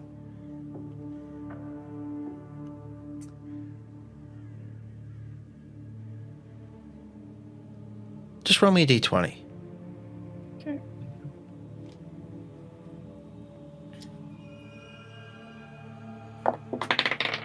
Leapt off the thing. It's a 19. 19, okay. Ooh. With a 19, you feel this crackling energy begin to build up as your emotions heighten.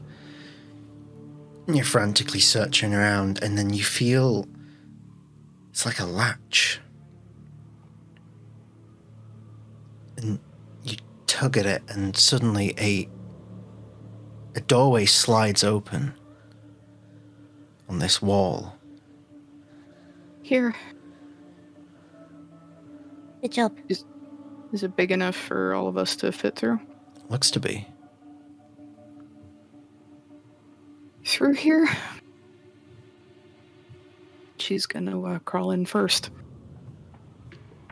Frike, is this from the real world, or did you imagine this door? I don't know. I don't know anymore. Gotta try something. I think you're figuring out the code. Maybe we just imagined a way out then. I hope so. Or a way deeper. If we're here for as long as it intends to keep us, then at least let's break it while we're here. And we'll follow you. Down the As passage. you all go through the passage, it opens up into another dark void, and you feel the ground give way all of a sudden. You feel yourself begin to fall, and you, only for a moment, and then you seem to hit a surface that you can't see, but it's sloped, and you begin sliding down. Rhódania, unfortunately, this reminding you of your earlier experience sliding down the deck of the ship. A similar feeling. And you come to a stop as you find yourself back out in the city on a different street. Right, this is one you don't realize. This is an area of the city that you don't fully recall. The perpetual blood moon still hangs in the center of the sky above the city. As you're all taking your surroundings, you hear a voice echo down one of the streets.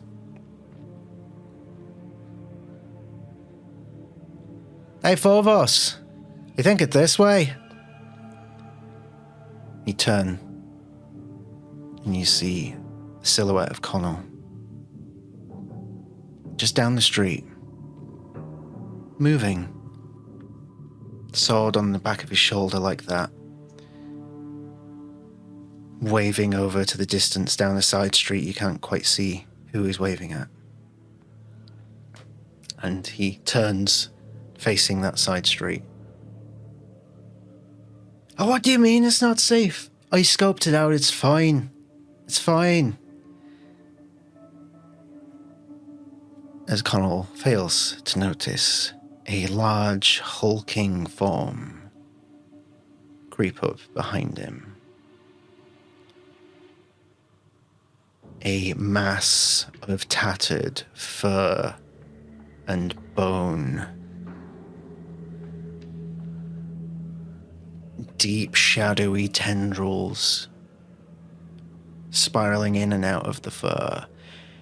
It appears a little bit like a wolf, but if all the limbs were elongated, and it stands at roughly about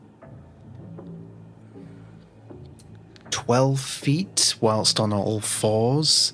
This thing is huge. It has hideous teeth and drool dripping down, and you notice faint glimpses of electricity sparking off its form. Reich, when you were banished from the Shadowfell, as you tried to flee the impending punishment, one of the last things you saw chasing you was a beast just like this. A galvanized prowler.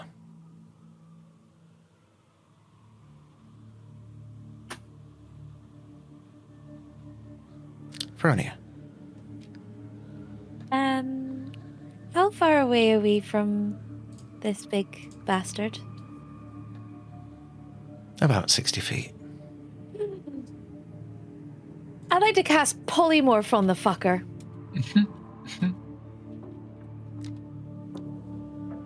Okay. What do you intend to turn it into? A chicken. A chicken. Okay, what kind of saving throw is that? Wisdom. Wisdom.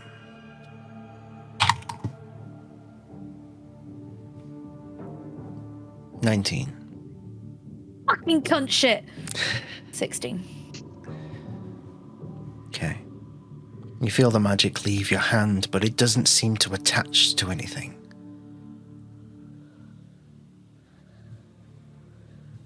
As the rest of you watch, as it leans back onto its hind legs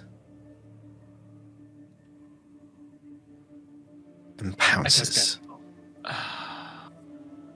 You want to cast Guiding Bolt? I'm gonna scream out, "Oh no!" and cast Guiding Bolt at 4th level. Okay, go ahead and make an attack roll. Cool, bet.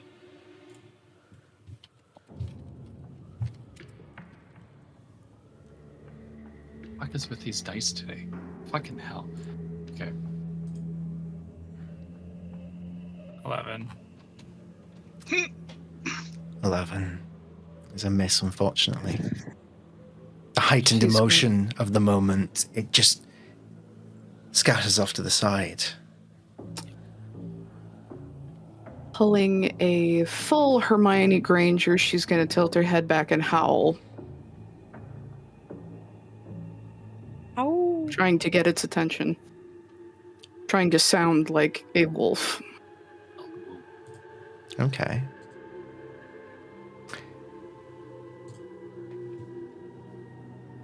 think at this moment,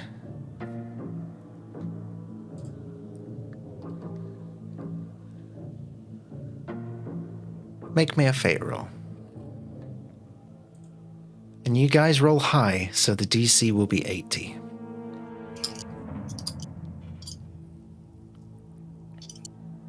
We don't roll high. What are you talking about?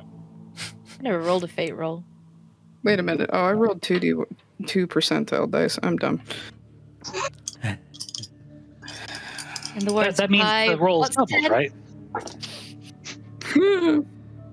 Don't do that to her. Sorry, Sarah. 19. 19. That's so low. Okay.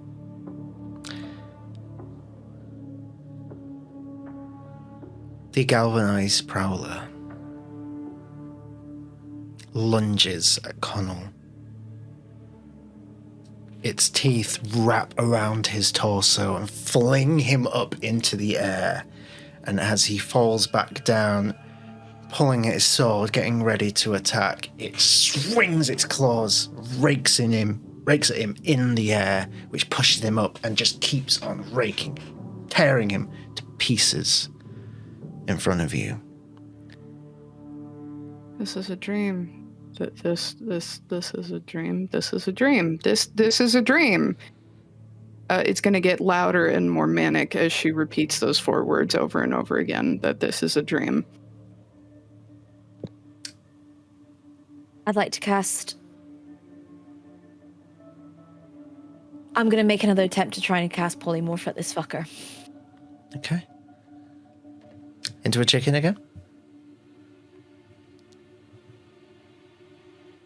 I feel like when she's casting it, she turns around to Wes and says, make your choice. What small puny fucker should I turn it into? As it continues. A wham. A worm. There you go.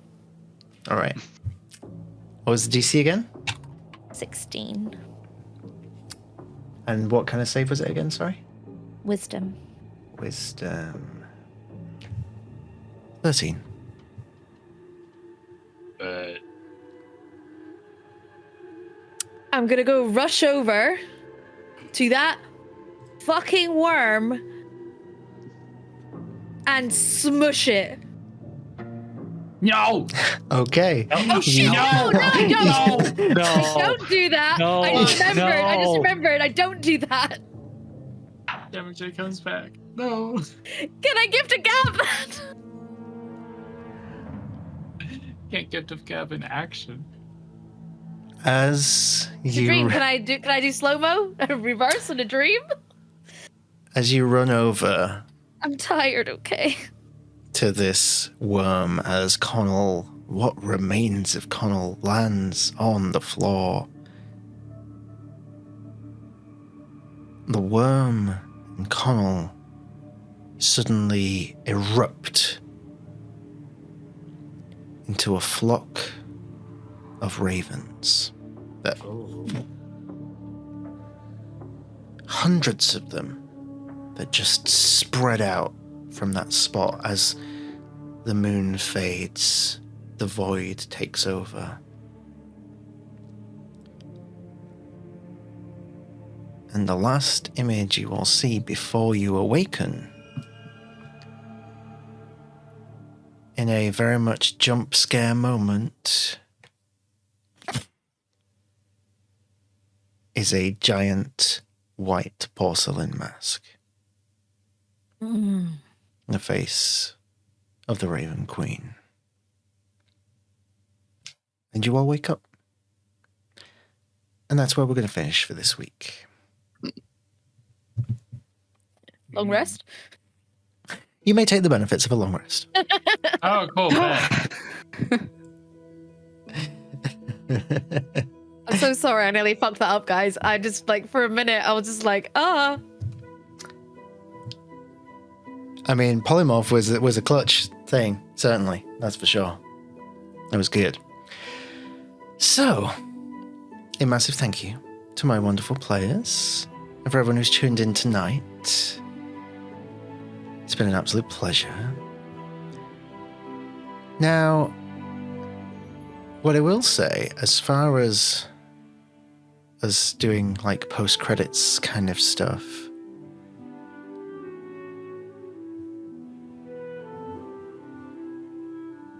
it appears that it wasn't just the four of you sharing the stream experience.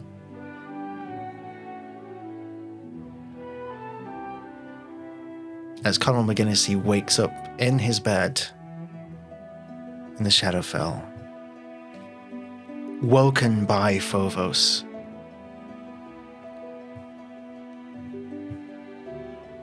Conal, it's time. They're nearly there. It's time for us to make a move, now or never. And there's a smile on Connell's face and a glimmer of hope in his eyes that perhaps his long-awaited reunion isn't that far off now. But you'll just have to keep watching if you want to find out just how far off it might be. So, my dear friends, let's go around the table. If you'd be so kind, please reintroduce yourself, plug anything you've got to plug, and give us your favorite moment from the session. Going in reverse order this time. Break. Oh my god, hi guys. I love D&D so much. I'm Bridget. I've been Frike with the Long Death Shatterkai Monk Warlock. When I'm not here Monday nights in this epic tale of homebrew badassery, you can find me on this channel Friday nights for our Curse of Strahd campaign led by the wonderful Breathe the Tired. And every other Friday you can find me over on Phoenix Iwaki's channel in Candlekeep Mysteries playing Hero. He's just Ken.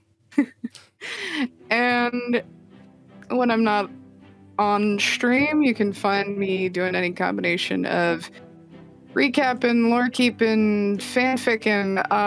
My lore keeper brain was fed very well tonight, and nom nom nom. So happy. Honestly, which is why my favorite moment was the look of dread on everyone else's face and the shit-eating grin on mine when I realized it was a dream sequence.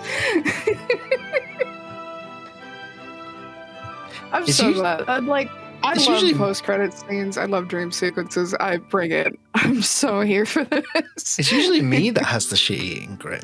I'm glad other people get to enjoy it as well.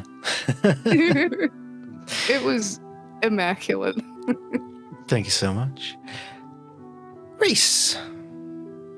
Hey there, friends. I'm Wyatt. I play Reese on Monday nights, aka tonight. Our wonderful bard cleric multi-class. I was about to say warlock. I'm like, no, that's you can if you want. That's not Reese. That is Frank. Anyway, bard cleric multi-class. Right words. You can find me pretty much all across the internets except Twitter because fuck Twitter. X. As MM Wyatt or the MM Wyatt. That's about it. I reach affiliate on Twitch, so there's that. Hey! Hell yeah. Congrats! I saw those emotes. They're cute. A woo. They are. Favorite moment?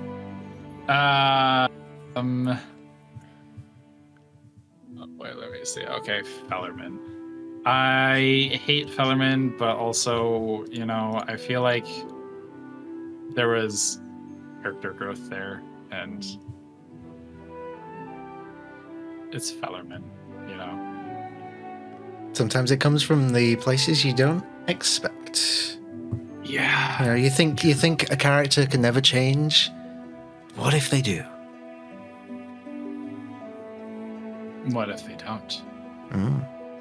That is the question. Thank you so much. Moving up the overlay, Wes. Friends, hi. Thank you for lucid dreaming with us tonight. It was an absolute pleasure having this ridiculous moment with you.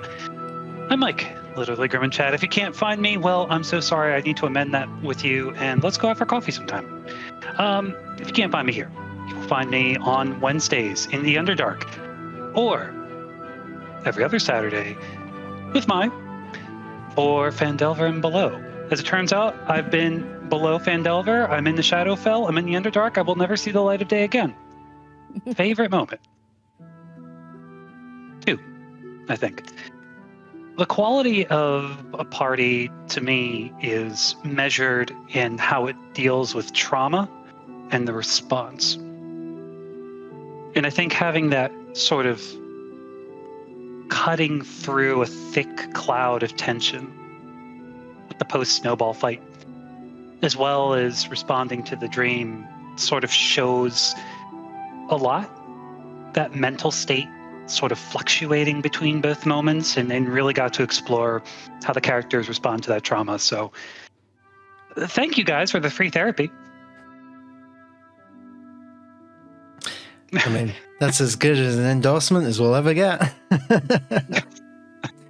Thank you so much. And last but certainly not least by any measure, Rhódania. I'm Mai, aka Myrit the Pirate. You can find me on the interwebs as Myrit the Pirate or Myrit Pirate. Obviously, I'm here Monday nights as Rhódania, our Circle of Stars Feelies Druid Artificer, Chaos Kitty Extraordinaire. Wednesdays as Jimothy Brassfangs III, the not-so-eloquent College of Eloquence Kitsune Bard Rogue in the Wild Mount Chronicles. And every other Saturday as Soleil, my Servant Twilight Domain Cleric, in Phandelver and below over in Phoenix Owaki. I may have had quite a bit of fun with her on Saturday. Yeah. And also YouTube, Twitch, all those places. I'm currently getting some videos ready to go out. There is something coming up, but I won't be announcing that properly for the next few months because I need to cite things. Favorite moment? There were a few. To be honest, I know probably people thinking me going to be like, oh, it's the kiss. But actually, no.